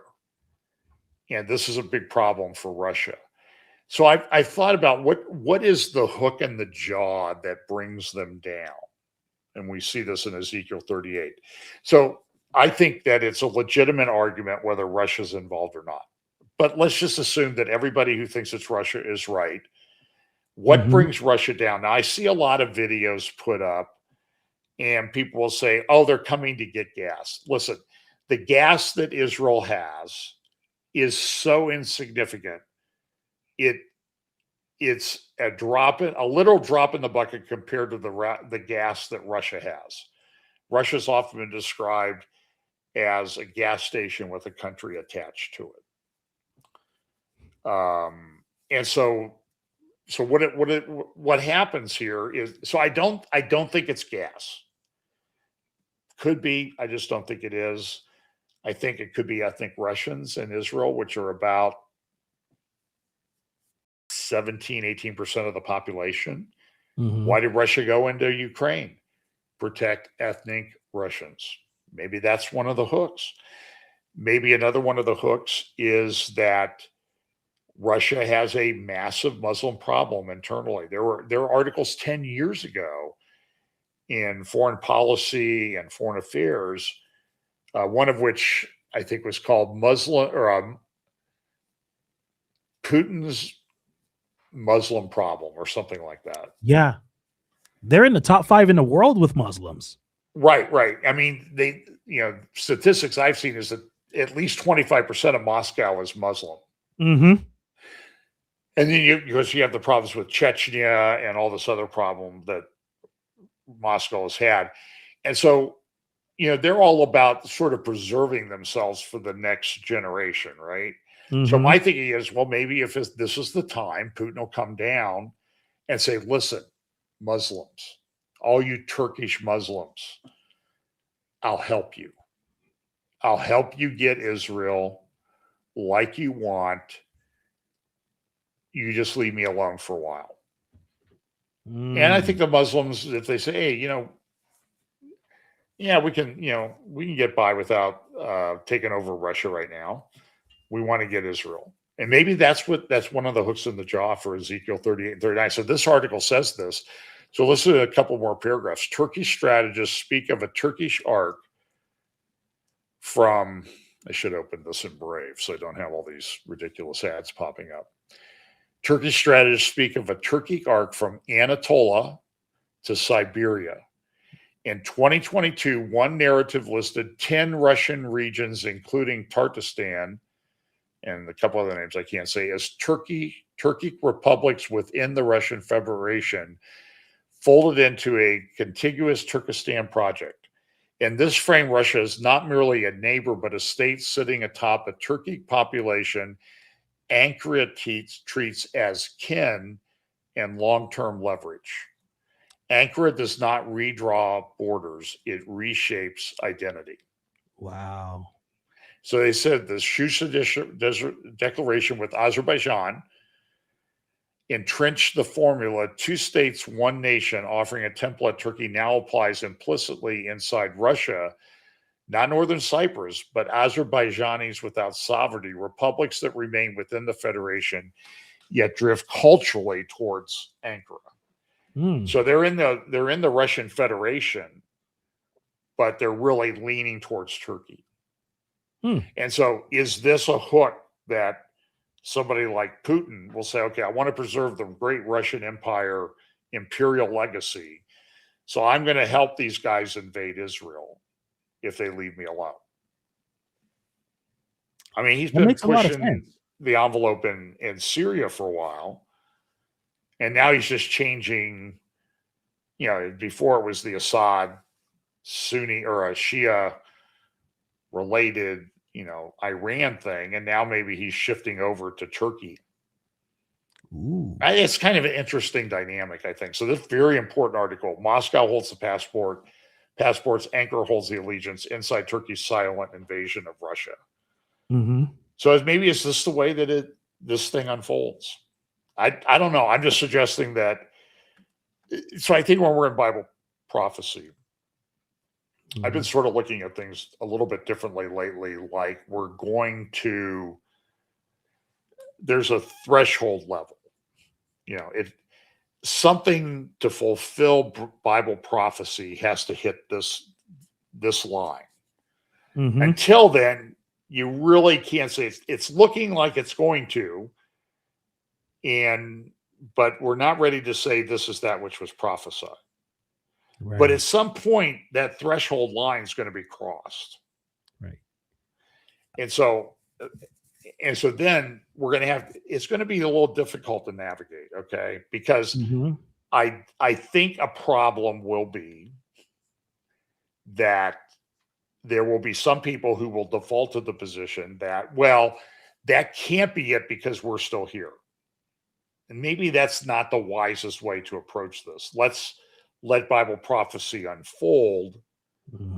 Okay. And I'm just saying, I'm not trying to make arguments about timing of the rapture or anything like that. I'm just saying is I hear too often people say, well, it can't be that because we're still here. I think as prophecy appears to be hitting that threshold, the ability to say that and maintain credibility is going down. And at some point they cross. You understand what I'm saying? Okay. So that people saying, well, it can't be that because we're still here. It's kind of acceptable now, I guess. But at some point, this increase of things to hit that threshold where prophecy is fulfilled, they're going to cross. And we got to be very careful about that. That's John Haller thinking out loud. So, which is kind of dangerous, I guess. But I believe that the things that are happening right now with Turkey, taking over Syria, and what you said, that lady said Syria is not a country anymore, makes a lot of sense. And I believe that Putin is going to do some kind of a deal with Erdogan. I don't know what it is, but Russia is still rich in minerals and oil and all that stuff. Right. And like you said, they want to preserve their people because they see the Muslim problem going on in Moscow right now and beyond. That, hey, maybe they're going to use Turkey to make that push over to Israel. Right. And that's where the hook in the jaw is coming. Now, I don't see on here where I can stop sharing this. Oh, I can turn that off for you. Okay. Well, they do your job. Yeah, it's getting real interesting. But there's going to be somewhere at some point where that whole bridge is going to break, and who knows? We might see it happen. I don't know. So let me read one more thing from that article. I won't put it back up. It says here, Kazan is Russia's Muslim center. The Russian Islamic World Kazan Forum is the premier federal status platform linking Russia with the OIC states, Organization of Islamic Council States, drawing a bunch of guests to this every year. And they get together to sign economic agreements and stuff like that. Kazan, Russia is an important city in Russian Orthodoxy. I don't know if I ever told you this, but this has got to be 2014 at least. It's like 11 years ago. I'm reading Investors Business Daily. Now, I'm going to tell you a story about what I read in Investors Business Daily, and you're going to think, okay, why was that in Investors Business Daily? What does that have to do with anything? And maybe it has everything to do with what we're talking about.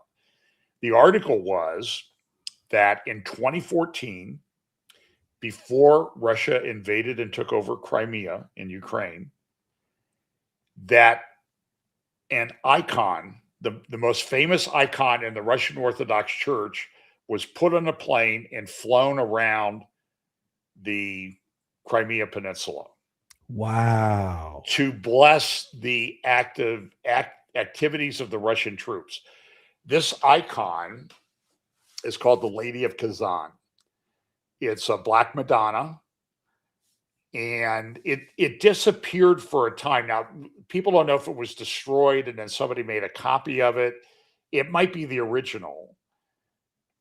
But when Putin went to Russia, to the Vatican in, I don't know when he went.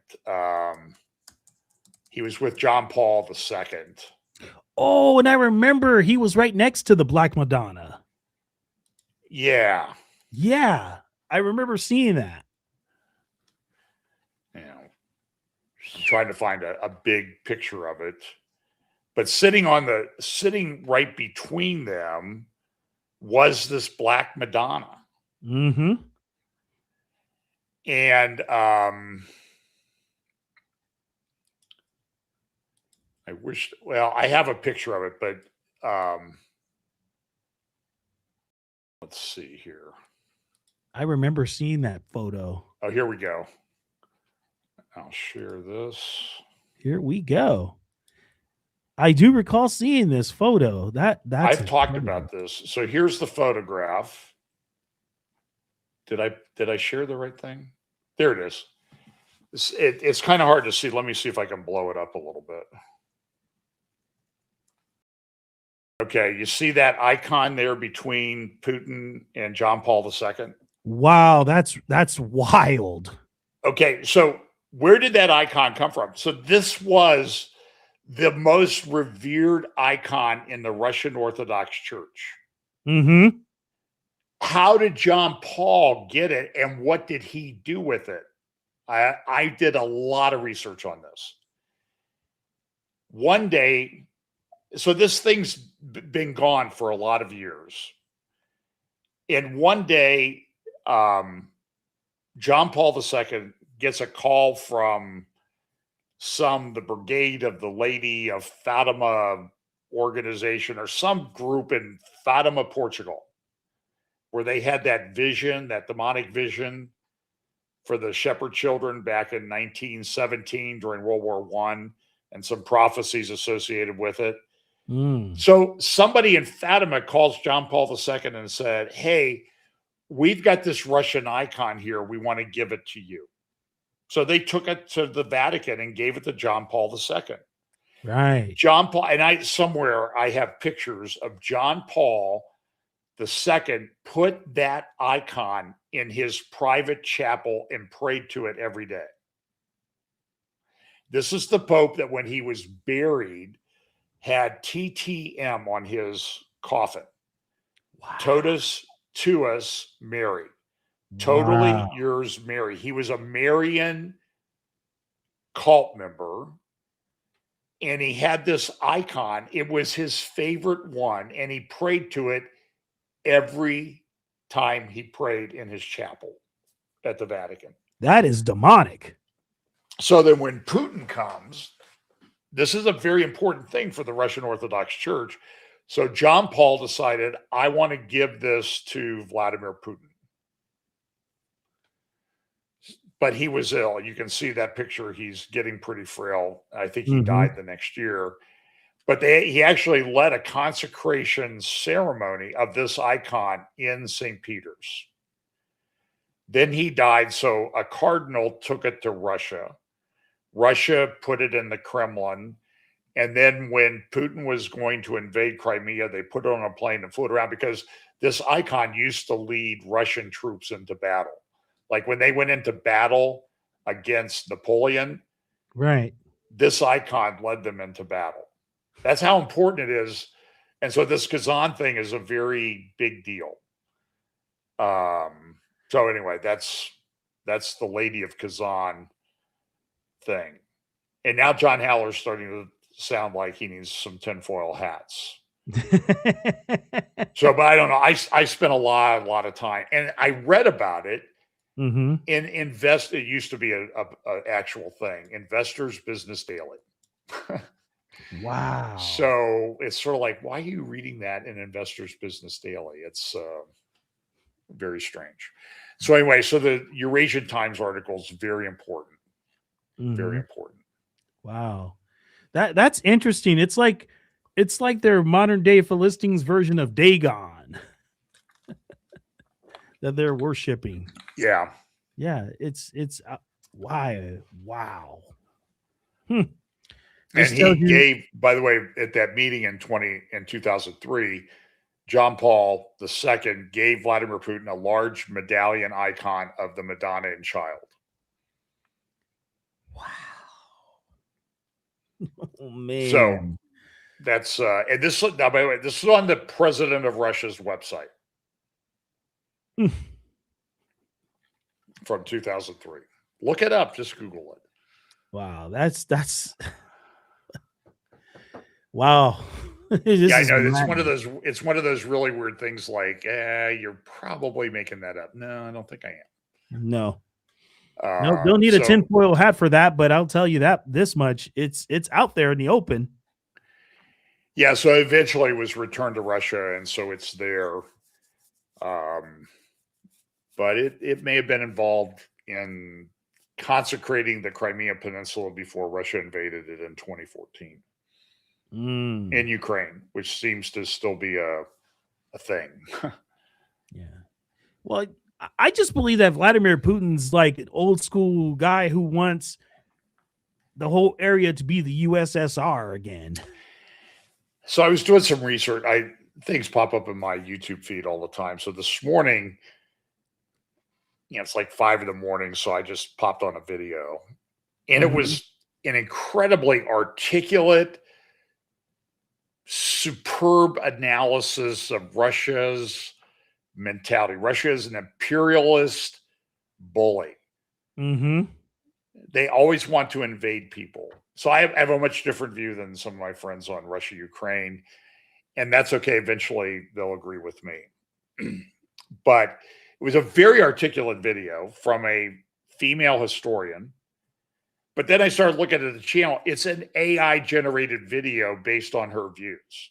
Wow. They've taken her face and they've put it on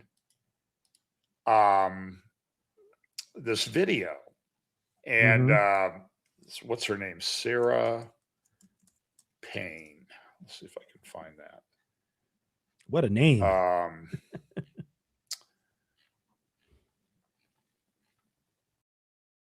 Let's see. There's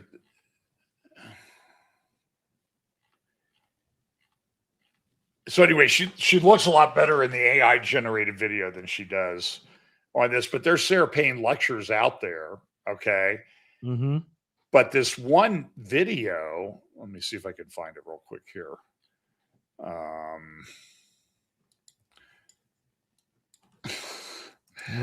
This is like this is one of those rabbit holes that happened at 5 a.m. It's all my fault, John. I talked you into it. Yeah, you brought it.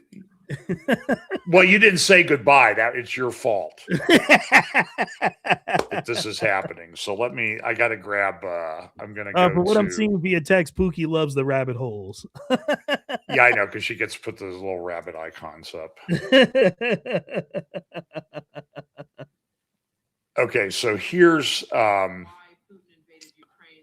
I'll turn this down. I'll do a share video. Alrighty. Or share a screen here. And you can see this video. It's so weird. So her video was AI generated? Yeah. There we go. Yeah, so this is a video. This is an AI generated video of somebody named Sarah Payne, a real person. Okay. And it says, so this is why Putin's war was always inevitable. And the analysis is spot on. But one thing I noticed was she doesn't have any pauses or the in her talking. It's just this incredibly articulate, intelligent sounding lady talking. Okay. And so when you go to the channel, it's called Seal Suche. And it says right here, disclaimer. This channel features AI generated content in the style of military historian Sarah Payne, providing educational, historical, and geopolitical analysis. All content represents research-based academic perspectives and is not intended as political advocacy. Okay, content is created using artificial intelligence for educational purposes. Wow. So you can see this video here. She's, I mean, she looks like a professor type, okay? But let me pull up the real Sarah Payne here. Hang on a second. Uh-oh. He's going to really bring the pain of Sarah. Yeah. Yeah, this won't be, it won't kill you to watch this. So here she is, the real Sarah Payne.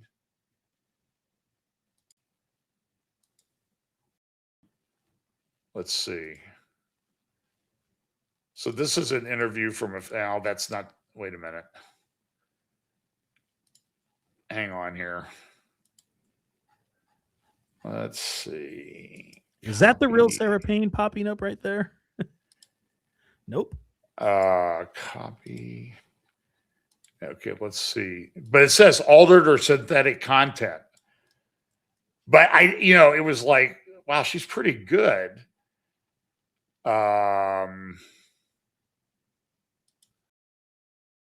Here's a video of her. So here's she I don't want to be too she looks like that the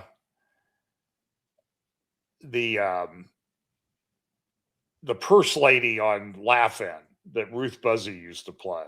Wow, you remember that way she back used in to, she was always hitting Artie Johnson over the head with a so she's kind of plain looking, the real one. So they just dressed her up a little bit and doing this thing. So by the way, she's talking about this and I've heard this from other people that is China going to invade Taiwan? This is a big issue. Mm-hmm. So she, let's see if I can stop it here.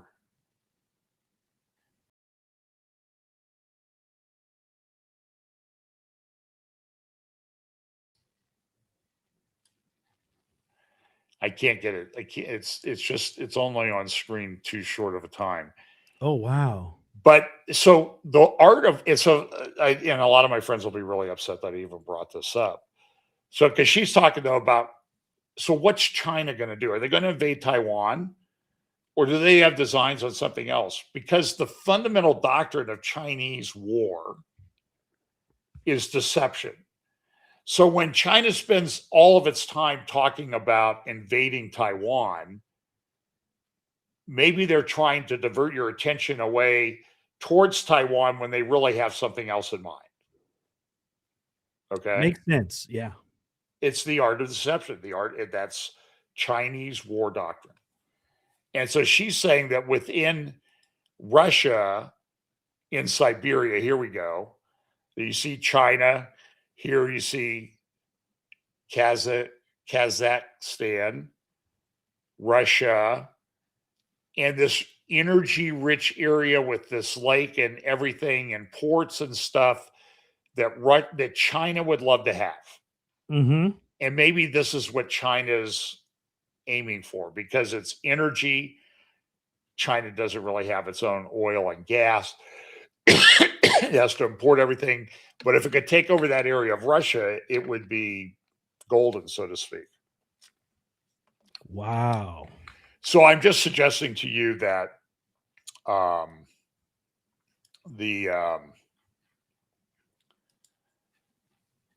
this Russia thing may not may come about. So now I got to figure out how to shut this off. You shut it off. I can't. Usually there's a little thing down here. So, oh wait, there it is. You got it? All the way down. Stop sharing. There we go. Wow, that was interesting. Unless you'd rather have her back on screen instead No, thank of me. you. No, thank you. Wow, but if you remember, there was this character in Laugh. Well, you may not be old enough to remember Laugh-In. You know what? I watched rerun episodes of that in the late 80s on Nick at Night, and I wasn't supposed to. I got in trouble for that. Yeah, you got sent to your room, right? Yeah. But anyway, so she kind of looks like that in real life, which is, it's okay, you know. But yeah, Ruth Buzzy, she was always this. I don't know. I don't know what. I don't know. I can never remember what she was. She kind of looked like that, you know. She was always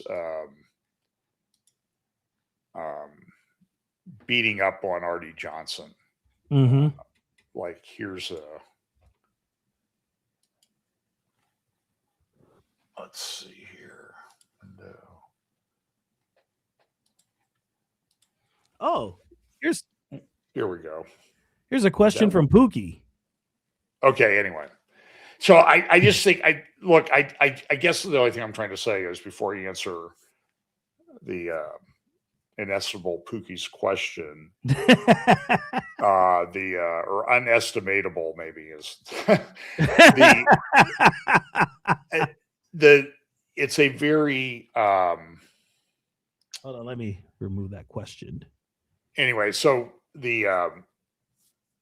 I guess what I'm trying to do is, so I was a lawyer, and so when you're a lawyer, you sort of consider different alternatives, right, as you're driving towards the truth. So I'm just suggesting that maybe, you know, some of our little pat answers on exactly how this Bible prophecy is going to unfold, maybe we're not quite right, and we need to be a little bit open to considering other alternatives. That's all I'm trying to say. Mm-hmm. Yeah. Okay. So now Pookie's question. Yeah, it was about about the bombing plot in Los Angeles. Yeah, was that the one that was supposed to take place around New Year's Eve? Yeah, there it is right there. I wrote it down for him because he sent it to me to ask you. Okay. You know, I don't know anything about the TILF Turtle Island Liberation Front. I assume it's one of these Muslim terror groups that organizes, you know, like I remember discussing with Phil Haney a thing called Taliki al-Jamaat, which was one of the main terror organizations, which I think was based out of Pakistan, but had Muslim Brotherhood ties all across the Middle East and United States and everywhere else. So it might be one of those. It's like a front group or part of one of the front groups that they're organized. And I mean, look at what these guys did in Sydney, Australia on Sunday. They were trained. They were firing off rounds from those weapons at a pretty good clip. Yeah. And then they would reload. You know, they had backpacks and ammo bags and that type of thing. So they came to do this to kill a lot of people and to go at it for a long time. So I don't know. I assume that there are these terror groups that want to attack us, and I'm a little bit concerned that when the government warns about those, they're just trying to control us. I just don't know that that's a really intelligent response. Maybe we know they're trying to control us. Yeah. And they'll use any opportunity, but there are really bad people out there. You know, and so sometimes we need to be warned about those really bad people. Right. So, and it seems like they kind of sweep it under the rug a little bit all the time too.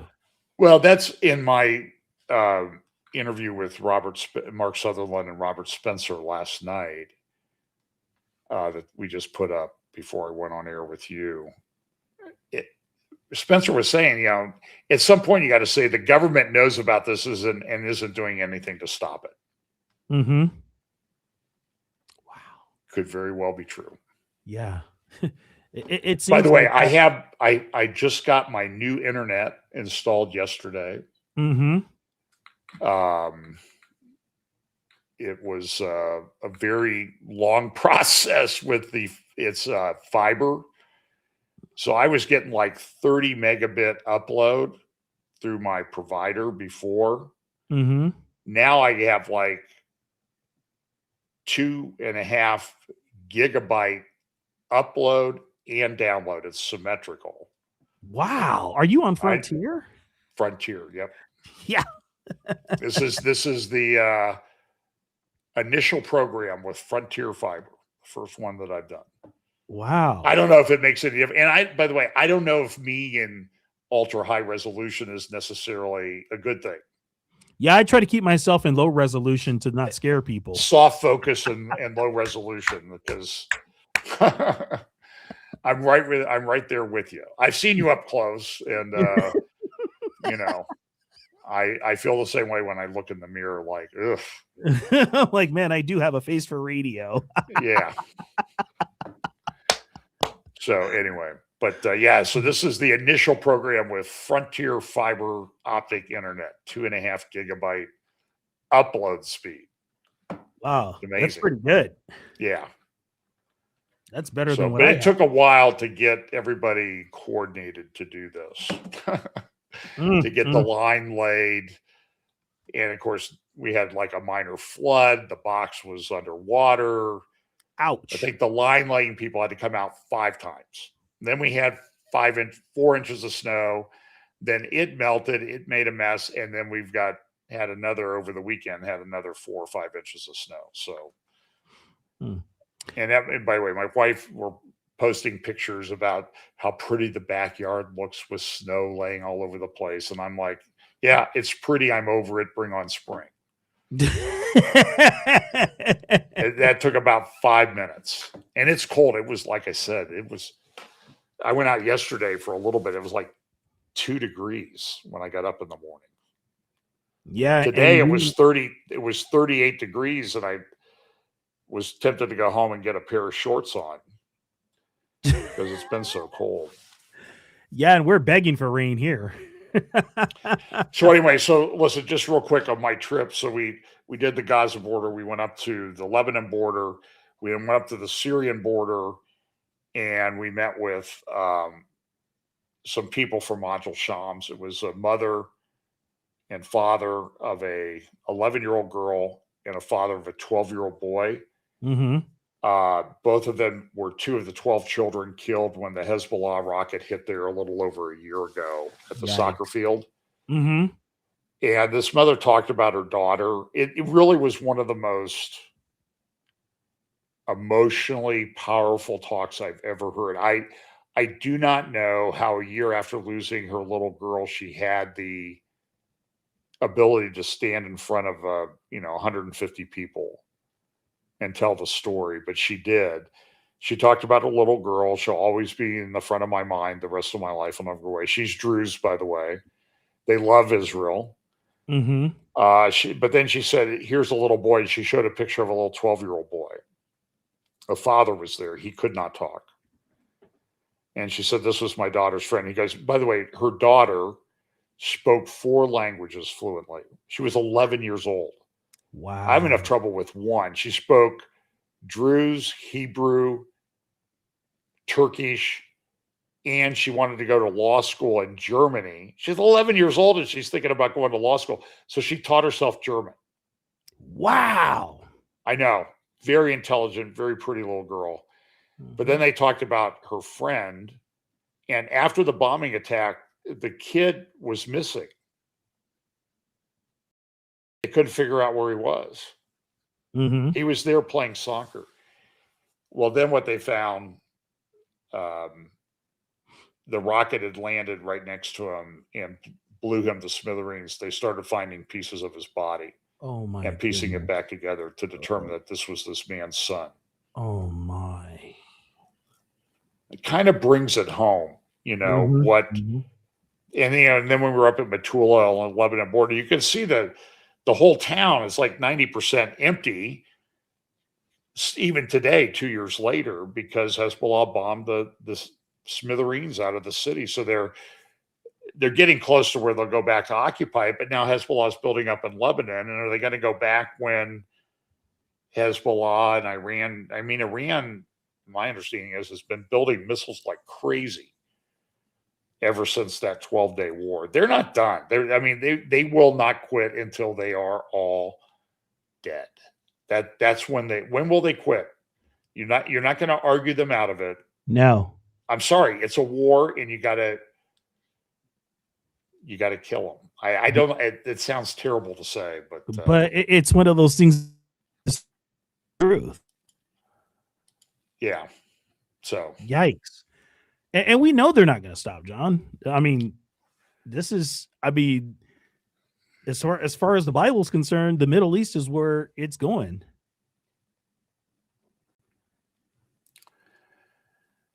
So anyway, Mark, by the way, you asked a question about Trevor Loudon, Pookie. We're going to try to get him for another interview, maybe with Robert Spencer. But there was somebody I was listening today on X. I haven't seen her much lately because I think she's been writing a book. Oh, I know. I think she's Iranian. Elika Laban. She's good, isn't she? Phenomenal. Very intelligent, articulate lawyer. We love that. I think she was from Iran, but she grew up in the UK, went to law school. And we love people who go to law school. They're usually highly intelligent. Lady. Yeah, and humble. Highly intelligent and humble. But she was talking about this Islamic leftist Marxist alliance. And eventually they'll kill each other. But, they'll go along with the Islamists because it helps them tear down society. Right. But eventually they'll have a war with them. So anyway. Yeah. People don't understand. People still say, "Oh man, it's a religion." I'm like, no. This is a political hijacking. Right. So I will say I have a. Let's see. I'll have to get you the. Hang on. I have a tour coming up to Israel. I should probably say something about that. I'll start releasing information about that soon. And I think I have, let's see, I'm trying to find my accounts that I have because I set up a special account.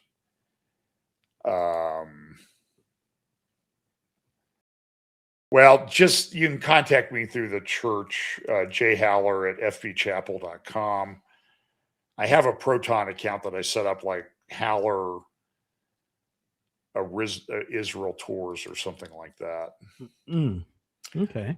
Oh, John_Haller_Israel_tour. So John_Haller_Israel_tour at proton.me. If you want to send me an email, I can get you the brochure. I just got it the other day, and that'll be in around Sukkot in October of 2026. Oh, wow. And we'll try to do things like we did the last time. We'll focus more on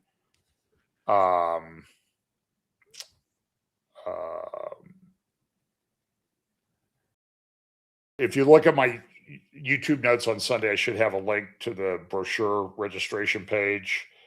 And,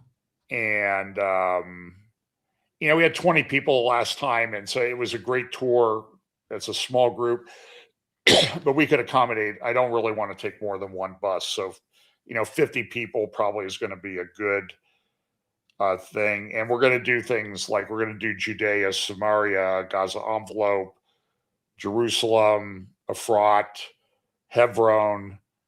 You know, so there's some places we may not go. We may not go to Masada or the Dead Sea. We'll focus more on Judea, Samaria. Joshua's altar. This last tour, we went up to the Israel Guys farm or agricultural facility up on Mount Gerizim near Nablus in Samaria. We went down to Jeremy Gempel and Ari Abramowitz's farm, Aragot Farms down in the Judean Hills. They're also on the Israel Guys. So we'll do stuff like that. We'll get you and meet people that are in the land and talk to them. And then we have, you know, people stop by and talk to us. And like Avi Ablo, Yishai Fleischer, and other people. But we probably will do Joshua's altar again. We also actually did Bethel. This time we did Shiloh to the side of the tabernacle where it stood for over 300 years. So while you were there, speaking of farming, did you ever get to try the dates? And I heard they're really good there. They're really good. They actually have, I'm not a dates person.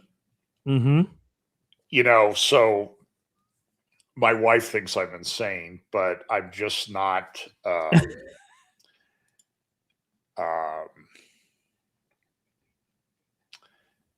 So anyway, by the way, if you also want information, you can send an email to info@jerusalemtours.com.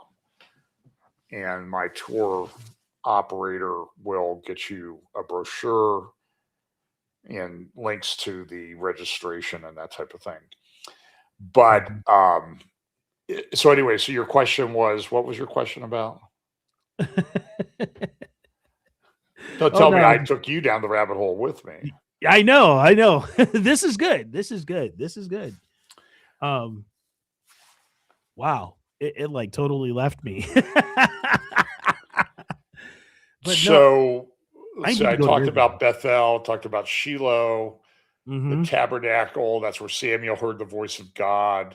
These are all authentic sites. They have the red heifers there. They still have some red heifers. You can see them there at Shiloh. Wow. Shiloh, whatever they call it.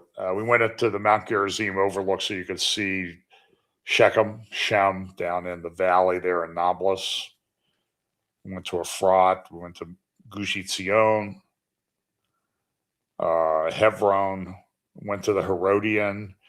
So we did the Chaldean, Caesarea Philippi, Capernaum, Sea of Galilee.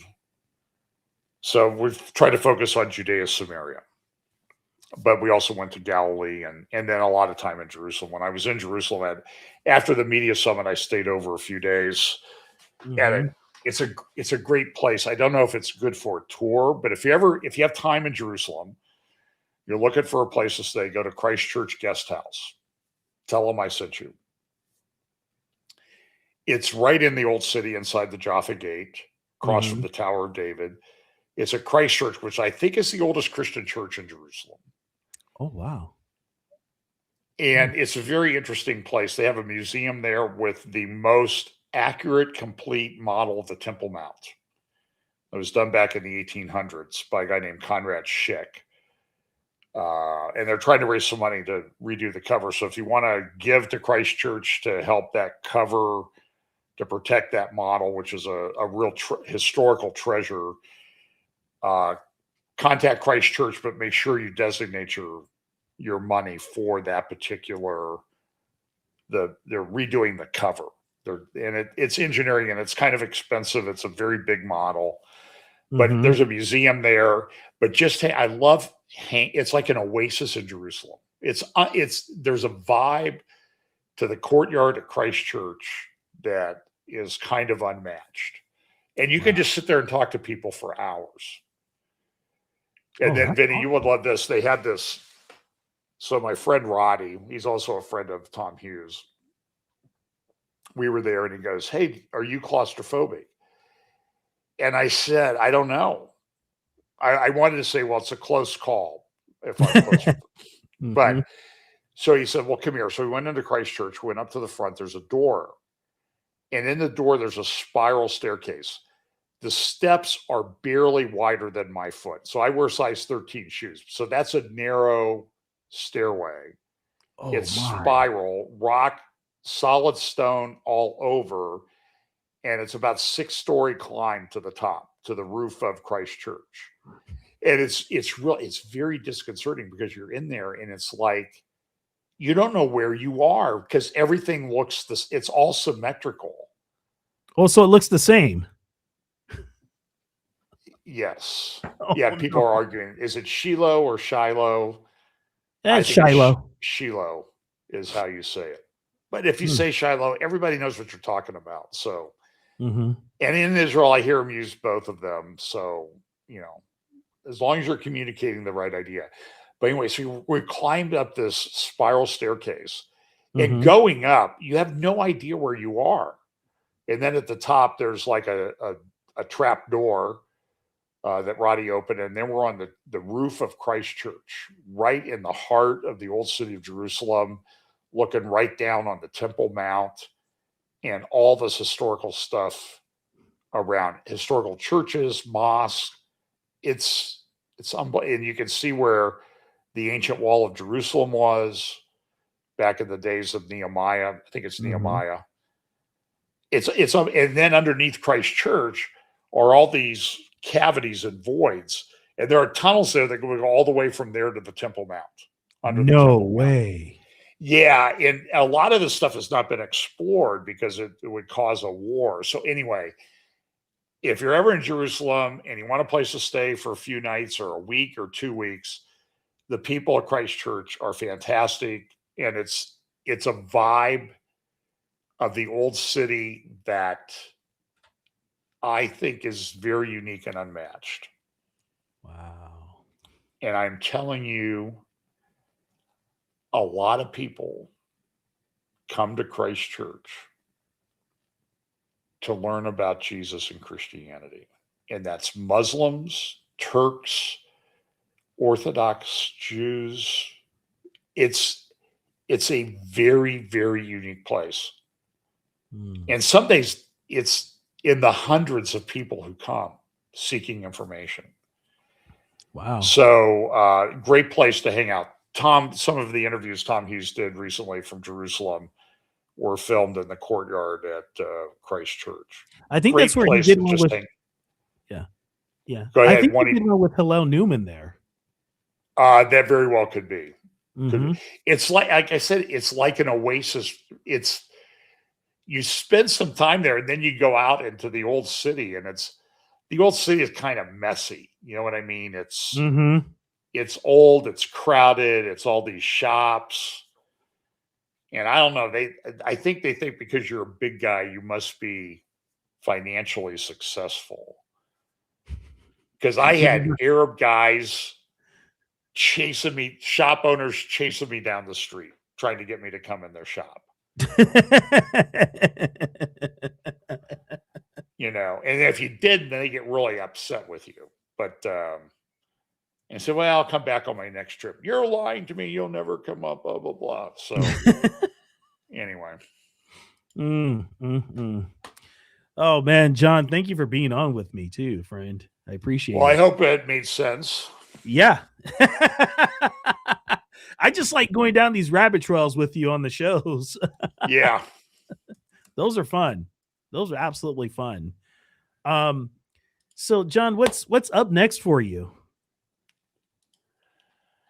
So I'm taking notes as you tell me.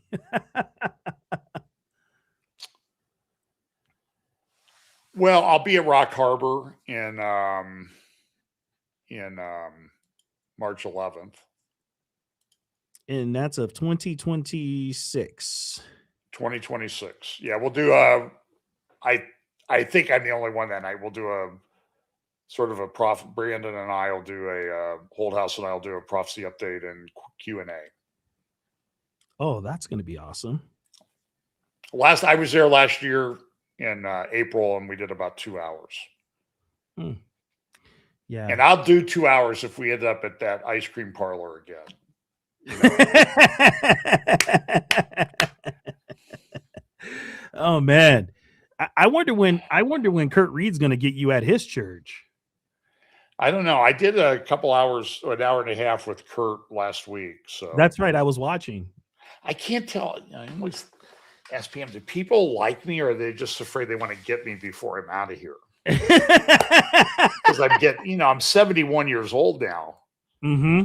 Most days I don't feel that way. I will tell you that. It's a very weird thing. And then you see all these famous people who die before that age, and then you think, I might be on borrowed time, you know? So I got to keep working.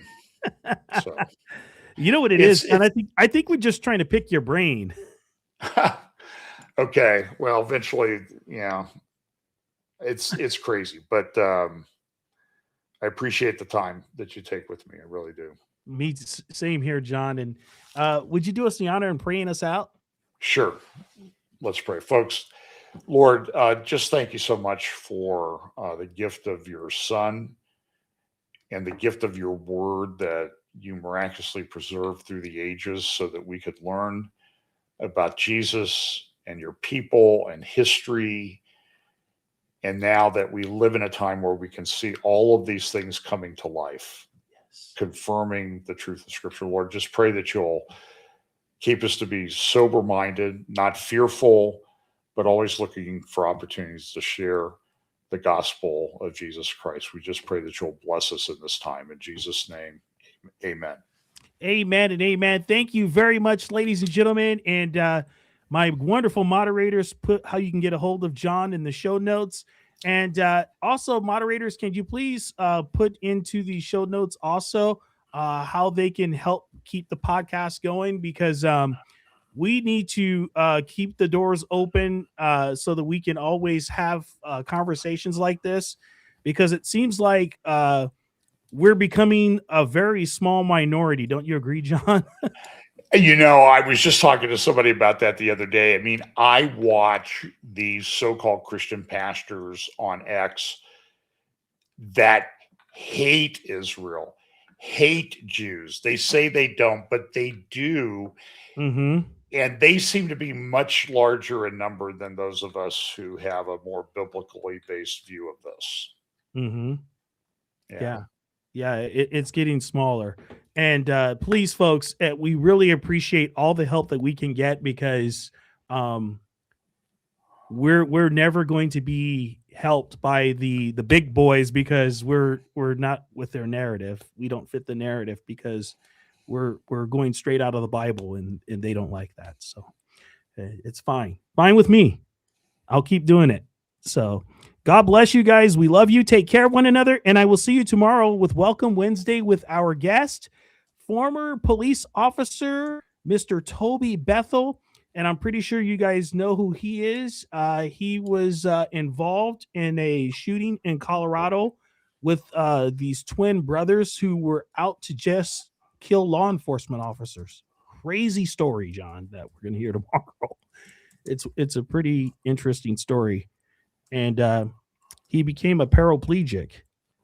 And he's a servant of the Lord now as a chaplain. And it's going to be a great testimony tomorrow. Guys, thank you so much for joining us. We really appreciate you. And please go to John's channel and watch. You released last night's show today? Yeah, I just put it up at 6:00. So it's on Mark's YouTube channel, I think. And Mark Sutherland's The Sutherland Report. Oh, okay. The Sutherland Report. Yes. Fellowship Bible Chapel on YouTube. Go there. And also FBC on Rumble. Wow. That's awesome. Yep. Love it. Thank you guys. God bless. See you tomorrow.